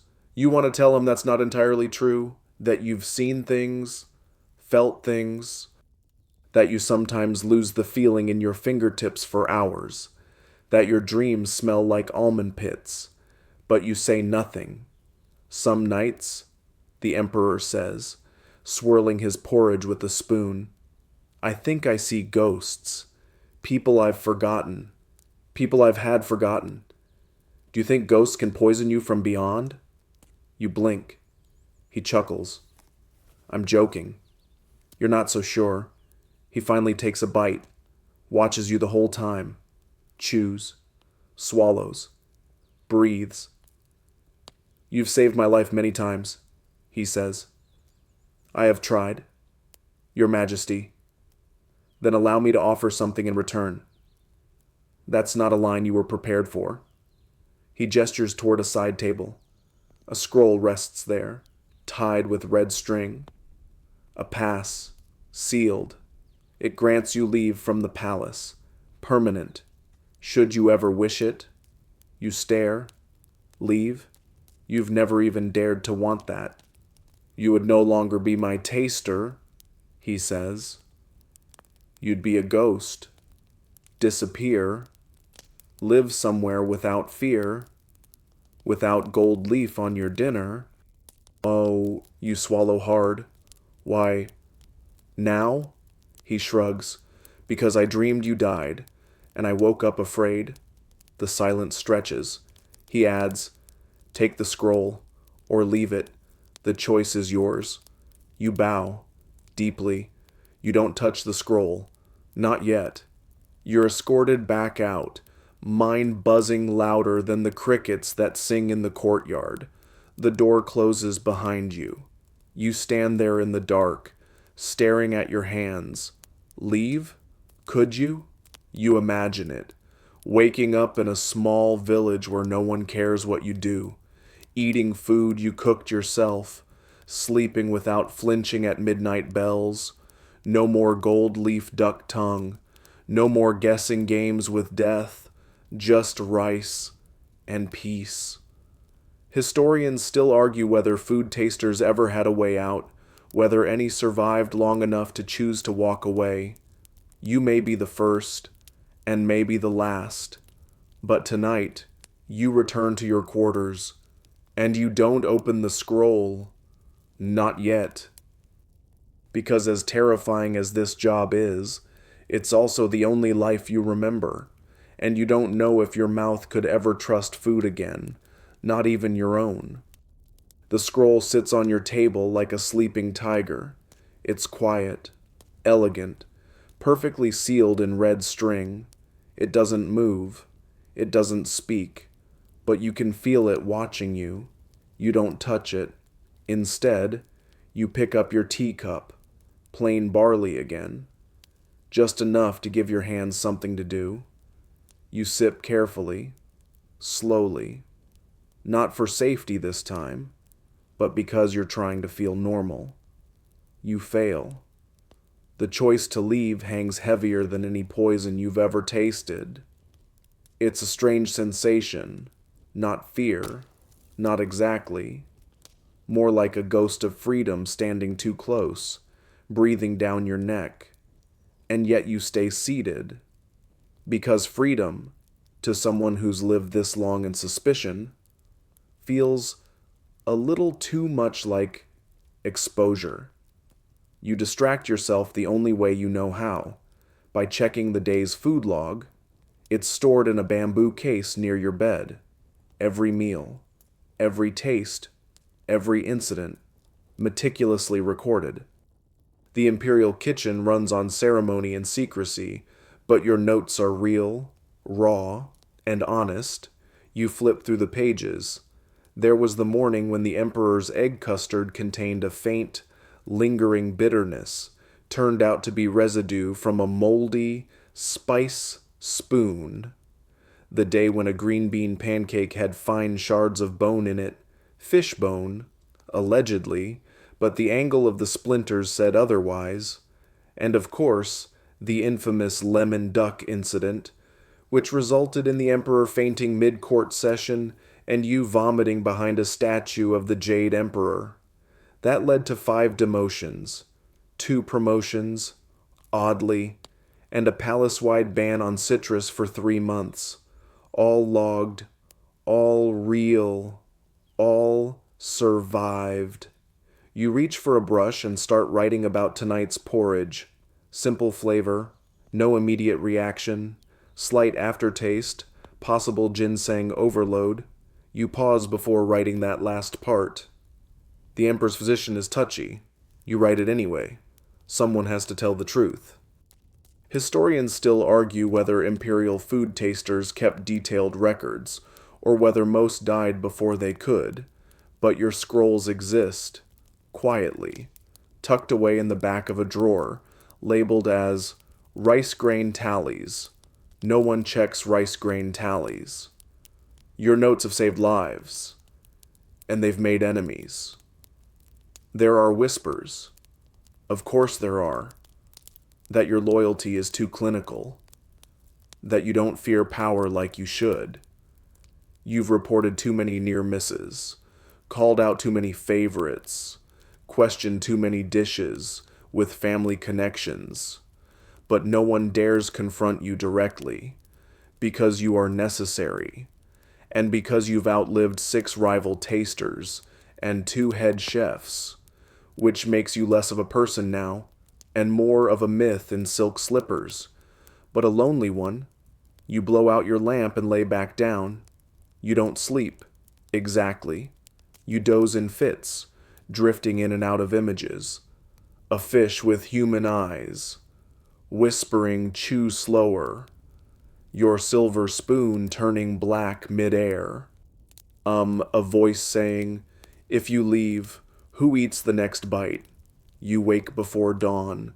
Automatically, the palace is already alive. Chickens are squawking in distant courtyards. Water is being drawn from the deep stone wells. The kitchen stoves are being stoked, one by one, each with a prayer. You rise, stretch, and dress. No summons yet. That's rare. You consider, for the briefest moment, opening the scroll, but you don't. Instead, you walk. You pass through the garden paths before the dew has lifted, past cherry trees that haven't blossomed in weeks, past stone dragons whose open mouths drip rainwater onto the flagstones. You head to the kitchen. It's quieter than usual. You step inside, and something feels off. Too still. You glance at the stove. Not lit. The baskets. Unopened. The pot of morning rice congee. Untouched. And on the central table, one dish. Already prepared. No steam. No label. No notes. A flat porcelain plate with 5 dumplings arranged in a perfect circle. A single orchid petal rests in the center. Your heart taps once. Hard. No one else is in the room. That never happens. You walk slowly to the table. The dumplings glisten. You lean in and smell. Sweet. Savory. Familiar. And yet, you reach into your sleeve for your silver chopsticks. Touch the edge of one dumpling. Nothing happens. You cut it in half. Steam wafts out, filled with minced pork, ginger, and... is that clove? Odd choice. You reach into your pouch for your test strip, just a sliver of dried ox bezoar to touch to the filling. No reaction. And yet, your spine crawls. This feels like a performance, like a dare. You pick up the first dumpling, hold it, just long enough, and then you place it back down. Because here's what they forget about you. You don't have to taste everything. You can choose. You turn around and walk out, calmly, and head straight for the apothecary's chamber. Old Shen is up, grinding something violently. Unmarked dumplings, you say. His hands stop moving. Plate, in the main kitchen, no one around. He narrows his eyes. Someone wants to know how serious you are. You nod. He doesn't ask more. Together, you return to the kitchen, but when you arrive, the plate is gone. In its place, only the orchid petal remains, browned at the edges, slightly curled. Shen whispers, "Watch your back today." You already were, back in your quarters. The scroll still waits, unopened, because your trust, like everything else in this palace, is earned in bites, not promises.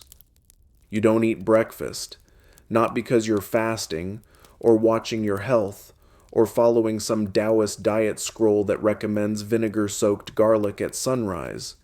You don't eat because you don't trust your own food anymore, which is a bit ironic, considering your job. Instead, you brew a thin tea, roasted barley, and a single dried jujube for a hint of sweetness, and sip it alone in your chamber, where you can see all four corners of the room and the doorway at the same time. You're not being paranoid. You're being precise. Because today, someone left poison on a plate and didn't expect you to walk away. They thought you'd follow protocol, that you'd trust the dish because it came from the Imperial kitchen, that you'd do your job like you always do, which means you're not just being watched anymore. You're being tested, and not in the way you're used to. You spend the morning doing laps around the kitchen compound, not for exercise, but to observe who's present, who's absent, who's making too much eye contact, who's making none at all. You spot the sauce cook speaking with one of the concubine's maids in a hushed corner, suspicious. You see the dumpling roller who hasn't smiled in 2 days. Unusual. You see a new face at the rice station. He's slicing mushrooms too slowly. Definitely new. You file everything away. Because here's what most people don't understand about your job. It's not just about tasting. It's about anticipation. It's about recognizing patterns before they form. About knowing that when the West Wing receives extra fruit, someone in the East is trying to cause a rash. That when someone suddenly starts offering plum wine after weeks of water, there's probably a concubine with something to prove. Historians still argue whether tasters were considered informants as well as bodyguards. In practice, you're both. You're a one-person intelligence network with a very delicate tongue. And lately, that tongue has been noticing too much. You taste today's congee, bland, fine. You sip the tea, ginger heavy, slightly overboiled. You bite the pickled radish, too sour, nothing dangerous, just lazy. You note it all, then you do something risky. You go see the Empress Dowager. Not summoned, not invited. Just there. Her attendants blink in confusion when you appear at her chamber doors, but you bow deeply and say, "I bring greetings from the kitchen, and a question." She lets you in. Barely. Inside, the air is thick with camphor. She's sitting by the window, peeling a pomegranate with unsettling precision. She doesn't offer any. You're not supposed to speak to me directly, she says, not looking up. You bow again. And yet, here I am. You grow bold. Taster. Someone left unmarked food in the kitchen today. She doesn't flinch. 5 dumplings. No steward. No chef present. Just a plate. Waiting. She continues peeling. How clever of you to walk away. I wanted to know if they were a gift. She smirks. If I wanted you dead, I'd send something more elegant. Good to know. She finally meets your eyes. But you should be aware, people are starting to wonder if you've grown too comfortable, too confident, too close. To the Emperor? To your own survival. She offers a pomegranate seed between 2 fingers. You stare at it. Don't reach. She raises an eyebrow. You've learned... bow. I'm trying. You leave without tasting. It was never about the pomegranate. It was a message. Back in your quarters. The scroll still sits untouched. It's begun to gather a thin film of dust, as if even it is tired of waiting for you to choose. You look at it. Then you look away. Because today, you've got another task. The Emperor is receiving an envoy from a desert kingdom. That means a feast. And feasts are chaos. They're supposed to be impressive. 40 dishes, strange ingredients, theatrical presentations. But to you, it's just 40 chances to get something very wrong. You arrive at the main kitchen just in time to see the first tray unveiled. Camel meat, spiced with cardamom and dried citrus, roasted pigeon and a honey glaze, a rice dish you don't recognize, topped with something black and shiny. What's that, you ask? The chef hesitates. Fermented locusts, local delicacy. You blink. Which local? Northwest border. The envoy requested them. You sniff the dish. Smells like salt and courage. You taste a small bite. Crunchy, sour, not terrible. You wait. No throat tightening. No chest pains. No visions. Success. Barely. You move through each dish. The exotic ones always make your heart beat a little faster. You've eaten hedgehog stew, boiled tree bark, a jelly made from animal eyes. You think, they're not all dangerous, but they're unpredictable. That's the problem with unfamiliar food. You don't know how your body or your enemy might respond to it. You clear the spread, the feast is served, you step back, and you watch. The Emperor eats slowly, with ceremony. The envoy smiles too much. The concubines giggle behind fans. Courtiers lean in for gossip disguised as compliments. It all looks normal, and that's what worries you. Because normal, in this place, is always just a well-dressed lie. The feast ends, and nothing explodes. No sudden collapses. No gasps. No fingers pointing across the table in horror. Just the clink of porcelain, the rustle of silk, and the slow shuffle of well-fed officials pretending they're not hoping for promotion by dessert. By all appearances, everything went fine, which is what you tell yourself, until you catch the envoy's aide slip something into his own sleeve, a folded note, small, oiled paper, unmarked. He doesn't look at you. That's fine, Sherazos. You're already moving. You follow from a distance, just enough to keep him in sight without drawing attention, through the west corridor, past the hall of ceremonial weapons, and into the shaded courtyard lined with miniature pine trees. He's fast, clearly trained in how not to be followed, but you're faster, not with speed, with knowing the shortcuts, knowing how footsteps echo differently on slate tile than gravel. knowing that if he turns left at the twin koi statue, he's trying to throw you off before heading to the Empress Dowager's wing. He does. Of course he does. You take the parallel corridor and beat him there by half a minute, long enough to see who's waiting. Not her. One of the lesser concubines.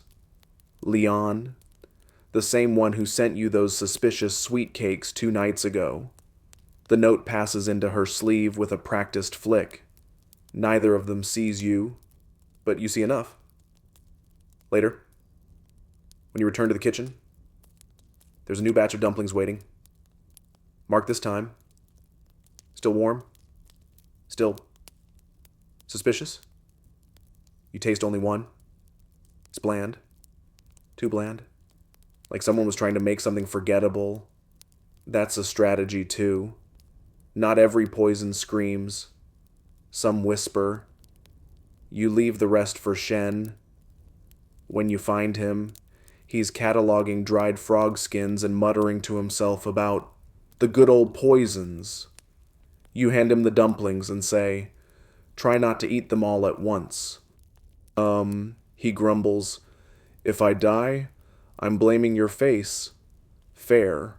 While he works, you sit nearby, cleaning your tools, silver chopsticks, the spoon with the dragon handle, your vinegar pouch. You wipe them down like a monk tending to a shrine. You ever think about quitting? Shen asks. Without looking up, you pause. All the time. He chuckles. Then why haven't you? You tap the spoon against your palm. I think I forgot how to eat like a normal person. Shen snorts. Fair. You watch him test the dumpling filling with charcoal-infused powder. It stays brown. No reaction. Then he heats a sliver of it on a copper pan. It smokes evenly. No odd colors. No acrid scent. They're clean, he mutters. Too clean, you say. Then throw 'em out. Better safe than interesting. You nod. But the truth is, you're starting to wonder whether clean is too safe. Maybe someone is testing your guard, letting you relax, building a pattern of false alarms so the real strike comes when you finally shrug and say, "Seems fine." You won't. You know better. Back in your chamber, the scroll is still there, unopened.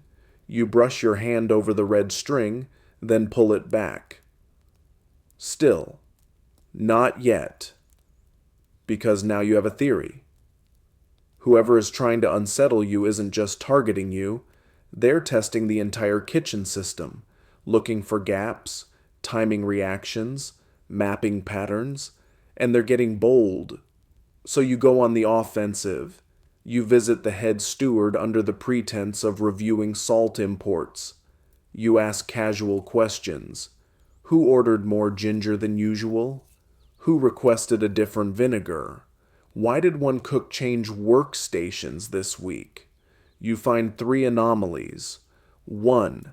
A maid who suddenly started helping in the kitchen, despite never showing interest before. 2. A delivery of mountain spring water with no return address. 3. A request for extra longan fruit by the same official who fainted after a banquet last spring. Individually, nothing. Together, a pattern. Someone's rehearsing, and you're the rehearsal dinner. You return to the kitchen and find your tray for tomorrow, already in preparation. Breakfast is supposed to be simple. Rice porridge, pickled turnip, salted duck egg. But there's something new. A clear jelly, cube-shaped, lightly dusted with powdered sugar. No one ordered it. Ask. The answer. Gift from the envoy's entourage. A delicacy. You slice it. Smells faintly floral. Rose? No. Too sharp? You dab a sample onto your skin. Nothing. You scrape a bit off with your knife and heat it. Smoke curls up. Blue-gray. Like incense. Wrong color. You don't taste it. Instead, You seal it in a pouch and walk to the Emperor's chamber. The guards hesitate, but let you pass. You present the jelly. He looks at it, then at you.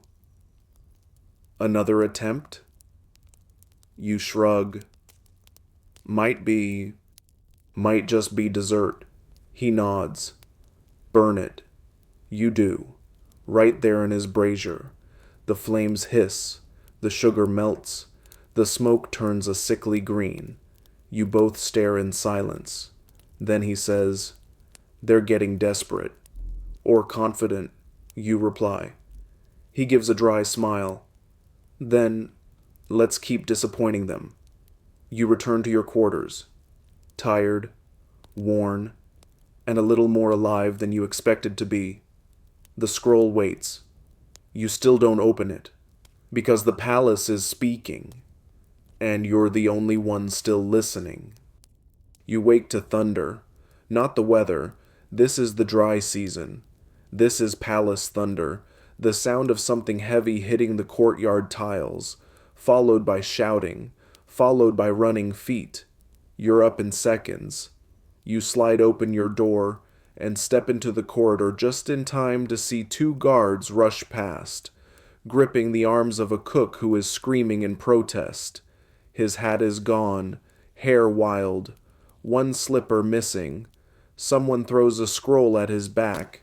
It bounces, rolls across the tiles, and comes to rest by your foot. You pick it up. It's the morning kitchen report, unopened. That's strange. You watch them disappear around the corner, the cook still yelling something about wrong spices, and it wasn't me. It probably wasn't. It rarely is. But someone has to fall. And today, it wasn't you. That's unusual. Because the dish in question was one you tasted last night. Fermented rice noodles with shrimp paste and chrysanthemum vinegar. Delicate. Funky. Easy to mess up. But when you tasted it, it was clean. The Emperor liked it. So what happened? You make your way to the steward's office before breakfast begins. He doesn't look surprised to see you. Why the arrest? The Emperor had indigestion. You blink. Indigestion? He burped. Loudly. Twice. That's not a crime. It is if it interrupts a poem. You sigh. This is what happens when fear outweighs sense. When the palace needs someone to blame. Not necessarily the right person. When the Emperor's body is a symbol, and every twitch is seen as sabotage, you say, "He's fine then?" Completely. So the cook? Gone. Reassigned. Where? The steward doesn't answer. You leave before breakfast is served. Because you know now, the rhythm has changed. People are being punished faster, more irrationally, which means someone's trying to hide something, by creating noise, by making the kitchen chaotic, loud enough to mask a real threat. You step into the herb chamber next. Shen's already awake, sipping something brown and steaming from a bowl shaped like a monkey skull. He grunts. "You hear? I saw." He sets the bowl down. "They're shaking the tree." You nod. "But they won't catch the snake," he adds. "No," you say. "That's my job." You spend the rest of the morning tasting with extreme caution. Not because anything seems especially dangerous, but because nothing does. That's always a warning sign.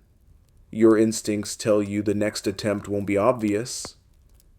It won't come on a gilded tray with a suspicious smile. It'll come through the cracks in your routine. In the familiar.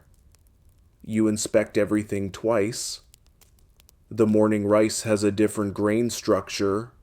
The duck egg is slightly overcooked, perhaps to mask something in the yolk. The pickled radish has too much star anise. You taste each carefully, logging every sensation like a court stenographer. You note that your left eye twitched for 30 seconds after the radish. Might be fatigue. Might be something more. Later, a young assistant brings you a small dish from the southern region. A gift. Again, it's jellyfish, sliced thin, dressed in vinegar and sesame oil. You taste it, and immediately, your mouth goes cold. Not from temperature, from numbing. You spit it out. The assistant looks startled. It's a delicacy. It's something, you mutter, rinsing your mouth with vinegar. Later testing reveals traces of wild Sichuan pepper extract, enough to numb the tongue for hours. Not lethal, but disabling. If you'd gone on to taste something else afterward, you wouldn't have noticed a poison until it was too late. That, you realize, was the point. Disable the sensor. Blind the taster. And the rest of the palace eats blindly. Clever. You spend the next hour tracking down the assistant's chain of command. Who sent her? Who approved the dish? Who called it a delicacy? Each answer gets foggier, less certain. I think, maybe, I don't recall. That's when you understand. Someone wants this to be a guessing game. They want your trust in process to crack, and maybe it is. Because for the first time in months, you sit on your mat and hesitate before your next assigned tasting. It's just a fruit bowl. Oranges, pomegranate seeds, slices of star apple. But the way it's arranged, too precise. A perfect triangle. You peel an orange. You don't taste it. Instead, you open it fully and inspect every segment. And in the center, one seed is not an orange seed. It's too dark, too flat, too polished. You know it immediately. Castor seed. You drop it like it burns. Ricin, one of the most powerful natural poisons known in this part of the world. A single seed, ground and swallowed, can kill a man in under 2 days. No flavor, no smell. You report it immediately. The steward goes pale. Who prepped this? We're checking. But you know they won't find the culprit. Not quickly. Maybe not ever. You return to your quarters. You close the door. And this time, finally, you untie the red string on the scroll. Inside is exactly what you were told. A sealed pass. A departure order. Full immunity from palace service. Retirement. Freedom. And you sit there holding it, torn between relief and dread. Because if you leave now, who takes your place? Who walks into that kitchen tomorrow and sees what you see? Who survives long enough to say, no, this isn't right? You stare at the scroll until your eyes blur. Then you tuck it under your bed. Because not today. Morning comes with rain, not a light drizzle or a poetic mist, but a full downpour, as if the heavens themselves have something to confess. The roof tiles drip like weeping stones. The courtyards are quiet except for the slap of wet slippers and the occasional muttered curse from someone whose errands weren't canceled. You've always liked rain, not because it's romantic, but because it slows people down. No one plots quite as aggressively when their sleeves are soaked and their scrolls are damp. Even the palace poisoners, you like to imagine, prefer sunshine for their schemes. You step into the kitchen with the steady calm of someone who survived castor seed diplomacy yesterday. No new incidents overnight, but that doesn't mean you relax. Rain or not. Breakfast still needs tasting. And you still need to stay alive long enough to tell the difference between unusual seasoning and the beginning of your obituary. Today's menu: millet porridge with candied chestnut, salted turnip, and pickled plum. Simple, earthy, almost homey, almost. You test everything, taste slowly, wait longer than usual, no symptoms, no reactions, yet your tongue tingles, not from poison, but from memory. Chestnut, that was your favorite. Once, back before all of this, you used to eat them roasted, hot from the coals, fingers blackened and grinning like a fool in the autumn markets. Now, they arrive peeled and candied in bowls carved from ox bone, arranged like treasure offerings. You chew one, then spit it discreetly into your cloth. Too soft. Not because it's poisoned, but because it's too perfect. That's the other thing about this place. Even when food is safe, it's still suspicious. Sometimes, it's not the danger in the dish, but in what the dish means. Later, you find Shen elbow deep in powdered deer antler and sweating from whatever tea he drinks that smells like sadness. He hands you a small satchel. What's this? Pine soot. Mix it in your rinse water. If your tongue changes color, you'll know something's off. You stare at it. He shrugs. Worked once. In a play I saw. Great. My Life. Directed by puppeteers. He raises his bowl. Aren't they all? You're about to respond when a runner bursts in, soaked through. The Emperor wants his midday tonic early. He pants. Says his dreams were unusually sharp last night. Thinks his spirit has opened. Opened, you echo. Like a window or a wound? Didn't say. Perfect. You follow the runner to the Hall of Eternal Stillness, where, ironically, nothing is ever still. The Emperor is already seated, sipping something too viscous to be tea and sketching symbols into the air with his pinky. You kneel. Midday tonic? He nods, not looking at you. It's a new blend, from a monk who met a mountain spirit. Of course, the bowl is passed to you. It's pale green, thick, and smells like overripe honey, and something vaguely medicinal, maybe gourd seed or spoiled root. You dip your spoon and taste. Not much, just enough. It burns slightly, then coats your throat in what feels like tree sap and regret. You wait. Your vision blurs briefly, but then it passes. Safe, you say. He takes it without thanks.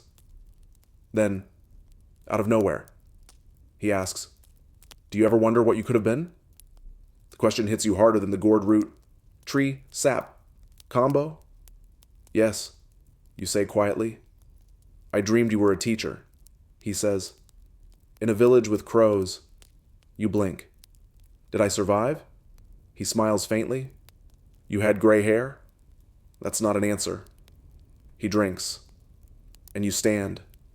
As you leave the hall, you hear a songbird in a nearby tree. Even in the rain. Even here. You return to your quarters and find a small package on your bed. No name. No seal. Inside, a set of chopsticks. Not silver. Gold. You hold them in your hands. They're heavy, warmed from someone's touch. A symbol, not just a gift, but a message. You've risen. Someone, maybe the Emperor, maybe not, is acknowledging your survival. That's good and bad, because when you rise, you cast a longer shadow, and shadows are easy to poison. You place the gold chopsticks beside your silver ones, and wonder which pair will kill you first. You don't use the gold chopsticks. Not today, not tomorrow. You keep them wrapped in silk, hidden beneath a loose tile under your bed, where the air is dry and the scent of cedar clings faintly to everything. You tell yourself it's because you don't want to draw attention, but really, it's because they scare you. Gold is ceremonial, symbolic, dangerous. Silver tarnishes when touched by toxins, at least, supposedly. Gold? Gold just looks expensive while you die. You stick to the old tools. Familiar? Trusted? Stained? And yet, you feel the weight of that gift all day. Because in this palace, nothing is ever just a gift. Even a chopstick can carry intent. At breakfast, the kitchen is eerily quiet. The usual chatter, the subtle gossip, the clatter of bowls, the passive-aggressive soup ladling is missing. Instead, the staff moves carefully, as if expecting something to fall from the ceiling or rise from the floor. You taste the usual fare: rice gruel with salted duck egg, steamed taro, boiled greens, all safe, all boring, which is exactly how you want it. But your spoon pauses over the tea. It smells normal, jasmine and osmanthus, but there's a hint, barely there, of licorice root. You didn't authorize licorice root. You taste it anyway. Your tongue detects sweetness, then numbness, then nothing at all. You blink, swallow, wait. No pain, no tremors. But still, you spit into your sleeve calmly and flag the cup. Later. Shen confirms. No poison, just too much of the root, enough to dull the senses. Not lethal, but not smart. Kitchen sloppier than usual, he mutters. Or it's not sloppiness. You nod. It's a test. Another one? Yes. You visit the herb storeroom next, and something's missing. It's subtle. You almost miss it. The row of jars on the upper shelf. Mandrake, cinnamon, valerian root. They've always been organized by region. But today, 2 of them have swapped places. Harmless? Maybe. Or maybe someone used the distraction of the rain, of the envoy, of the reassigned cook, to swap a jar. Just one. Just enough. You report it. The steward listens, frowns, nods. And 2 hours later, a junior herbalist is reassigned to census duty in the outer provinces. He'll never come back. The palace doesn't punish lightly, but it punishes thoroughly. You should feel safer. You don't. Because the pattern is shifting again. People are acting too quickly, too carelessly, as if the poison isn't the goal anymore, but the instability is. And that's more dangerous. You find the kitchen records that afternoon, the logs of who requested what, when, and why. You pore through them like a monk decoding prophecy.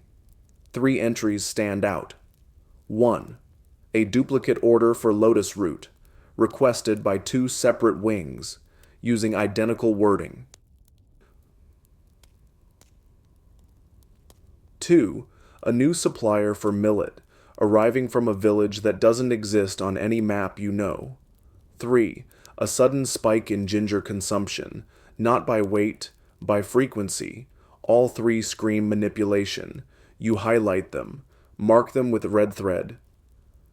Submit your report, and then you sit. Because what else can you do? You've followed the clues, reported the facts, protected the emperor, and yet, you know that something is still coming. You feel it. It's in the air, in the way the kitchen knives are cleaned more often now, in the way the concubines walk a little straighter, laugh a little softer, in the way even the guards nod at you, not respectfully, but apologetically. You consider the scroll again. Retirement, escape, rice fields and anonymity and breathing without tasting first. But even if you leave, who takes your place? You think of Meilin, the young girl training now. Bright eyes, steady hands. She can identify 50 mushrooms by smell. But she hasn't yet watched someone die from one You think of old Shen. He wouldn't last a week in your seat. Too bitter, too slow. You think of the Emperor, still alive, still dreaming, still trusting you, in his own strange way. And so, you stay. That night, you're summoned again, not for a meal, for a ceremony, a moon festival. Lanterns float in the sky like drifting stars. The courtyard is filled with music, plum wine, sweet rice cakes. The Emperor raises a cup. You taste it first. Safe. He offers you one of the cakes. You break it in half, inspect the filling, red bean and citrus peel, and take a bite. Sweet, earthy, familiar. And then he says something you didn't expect. You've been more loyal than most generals. You bow. Deeply. I'm not loyal, you say softly. Just careful. He smiles. That's why you're still here. You nod. For now. He watches you for a long moment. Then, if I fall, you'll know before anyone else. You want to say no, but you nod, because he's right. You taste his fate daily, one bite at a time. You know the signs by now. The rhythm shifts, the palace tilts, and suddenly, everything is a little too quiet. The kitchen prepares breakfast with extra care, but fewer voices, no laughter, no squabbling over dumpling shapes. Even the soup ladler, who usually mutters about everything from cutlery storage to the state of his joints, is silent today. You walk into the spice room and notice it immediately. A missing jar. Not a rare one, just sesame, but it was there yesterday, and now it's gone. No one notices, or they pretend not to. You step back into the hall, and your shadow stretches long across the polished tiles. That's when it hits you. Today is the Emperor's birthday. You had forgotten. Everyone else had not, because birthdays in the palace are not just celebrations. They're political tests. Every dish, every cup, every performance, every gift, a veiled message, a shift in status, a chance to show loyalty or exact revenge under the guise of joy. And you are at the center of the whole fragile performance. The Imperial feast is massive, 40 courses, a symphony of flavors, as the steward calls it. You call it a death trap with sauce.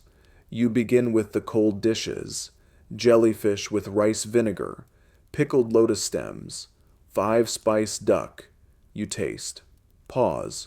Wait. Everything is clean. Next come the warm dishes, steamed shrimp with ginger, braised pork belly with black sugar, and a stew of mountain yam and wolfberry. You test them all, still upright, still breathing, but you're not fooled. You can feel it. This isn't a day for subtle messages. If someone's going to strike, they'll do it now. Midway through the feast prep, a tray arrives. Not part of the official menu, not labeled, and that alone is enough to make the hairs rise on your arms. It's a rice dish, fragrant, topped with pine nuts and golden raisins. Nothing dramatic, which makes it even more dangerous, and you call for Shen. He arrives 5 minutes later, rubbing his eyes, smelling like burnt anise. You wordlessly hand him the dish. He pokes it, sniffs, tastes a grain on the tip of his tongue, waits, then he frowns. What? He grabs a small vial from his belt, pours vinegar over a fragment. It fizzes slightly. Sodium oxalate, he mutters. You blink. That's from rhubarb leaves. And other things, he says. You'd need a lot to kill, but a little. Over time, enough to ruin a liver. You stare at the tray. It's meant for someone. Not to assassinate, but to weaken.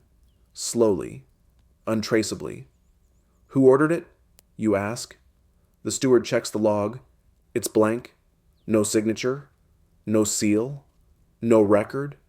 Which means someone inside the kitchen, your kitchen, is playing a game. You toss the rice into the fire. It hisses, spits, disappears in smoke. At the banquet itself, you taste every dish again. You're watched by dozens of eyes, officials, courtiers, concubines, guards, all pretending to be interested in fan dances and flute solos, but they're really watching you, waiting for a flinch, waiting for a pause, waiting for you to fall. You don't. The emperor sits atop his dais, beaming faintly, lifting his cup with ceremony and ease. You taste every sip before he does. You watch his eyes, his breath, the way his fingers wrap around the lacquered bowl. He's fine. You've made sure of it. Until the final dish. A simple dessert, almond tofu with a syrup of jujube and osmanthus. You smell it. You blink. You know this smell. You know it too well. It's clean, perfect, balanced, identical to the batch that nearly killed you months ago, the one from concubine Leon's kitchen. You stare at the bowl. You glance at the emperor. You step forward, taste, hold it, swallow, wait, nothing, but something's wrong. You fake a cough, step back, signal the steward with your left hand, barely a twitch of your fingers. He intercepts the tray before it reaches the emperor. Replacement, he says, smoothly. No one flinches. The emperor raises an eyebrow but says nothing.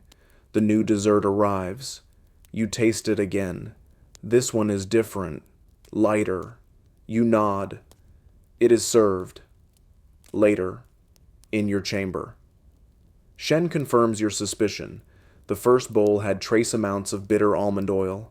Too little to kill, too much to ignore. It was a message, not to the emperor, to you. You sit on the edge of your bed, the gold chopsticks still tucked under the tile, the retirement scroll unopened on your table. They could have killed you today. They chose not to, and that's what frightens you most. Because now, you're not just a taster, you're a target. It's midnight, and you're sitting in your quarters, alone, staring at the retirement scroll again. It glows faintly in the candlelight, more suggestion than object. The red string still loosely coiled, the seal unbroken. It's the only thing in this room you haven't tasted, touched, or questioned. And you know why. Because if you open it, you have to decide, leave, and you disappear. No more poison, no more watching your back, no more waking at bells or chewing with dread. Just quiet. Fields. Your name forgotten and your pulse finally your own. But if you stay, you keep everyone alive. Or try to. The thing is, no one ever asks the taster how long they want to live. They just assume you'll keep doing it, that you'll keep risking yourself, silently, invisibly, until you're replaced, disgraced, or buried. You reach for the scroll again and stop. Because someone knocks at your door 3 times, softly. No one knocks like that unless it's important. You slide it open. A young steward stands there, pale and shaking. Emergency, he whispers. The emperor collapsed. Your heart clenches. What dish? You ask. Unknown. He was in his chamber, alone. You're already moving. Robe half fastened. Chopsticks in one hand. Pouch of herbs in the other. As you run, your brain dissects every dish served that evening. You tasted them all. You were careful. You were so careful. Unless You reach the Emperor's chamber. The guards part. Inside, he lies on his side, eyes open, breathing shallow. A physician hovers near his feet. Incense curls from a bronze burner, perfumed and cloying. Pulse is thin, the physician says. Weak chi.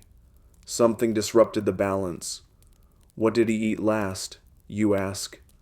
The physician gestures to a small bowl of candied hawthorn slices. You frown. You didn't taste those. Who brought this? You demand. Everyone looks at each other. The steward checks a scroll. No record. Of course. You kneel beside the Emperor. His eyes flicker toward you, just barely. You lift one of the hawthorn slices. Examine it. It glistens slightly. Too much. You smell it. Cinnamon, vinegar, hawthorn, and bitter almond. Again. You don't taste it. You don't need to.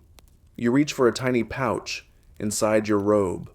A last resort blend Shen once gave you. You dissolve a pinch into water. Hold it to the Emperor's lips. He swallows. Waits. The color in his cheeks returns. Slightly. You exhale. He'll live. The physician bows. You rise slowly. Everyone watches you now. You're no longer just the taster. You're the barrier between life and death. You return to your room at dawn, hands trembling. And this time, finally, you open the scroll. Inside, the pass, the seal, and a note, handwritten, just 3 words. You've earned this. You stare at them. Then you burn it. Not because you don't want to leave, but because you know now you can't, not yet, because someone is still trying, because the threats are no longer random, because there's no one else who knows the palace like you do, no one who can catch the taste of bitter almond through syrup and vinegar, no one who knows that sweet can hide deadly, that bland can betray. You sit at your table, place your chopsticks on the cloth, and wait for the bell. It comes, like it always does, and you rise, because this is who you are now, not just a taster, but the last defense, one bite at a time, one day longer, and still alive. Now, you can breathe again. The rain has passed. The palace still stands, and so do you. You've tasted danger, sat in silence while the whole empire ate, never knowing their lives rested on your tongue. You've swallowed suspicion, chewed through doubt, and learned that trust is not a flavor. It's a choice you make every time you lift the spoon. Outside your chamber, the lanterns have all gone dark. The oil has burned to smoke. The kitchens are still. The courtiers are asleep in their velvet beds, dreaming of titles and silk and songs. And you're finally lying down, still, quiet, wrapped in layers of fabric that smell faintly of ginger and smoke. You survived another day. You did what needed to be done. And even if no one sees you, really sees you, you've left your mark on the world in the most vital, invisible way, by preserving it. The palace breathes because you kept breathing. And tonight, that's enough. Let your body sink into the mat. Let your thoughts float like steam from a morning bowl of tea. The danger will still be there tomorrow, but for now, it's waiting, silent, asleep, just like you soon will be. You're safe. For now, you're still alive. Sleep, taster. You've earned it. End of script. Sweet dreams.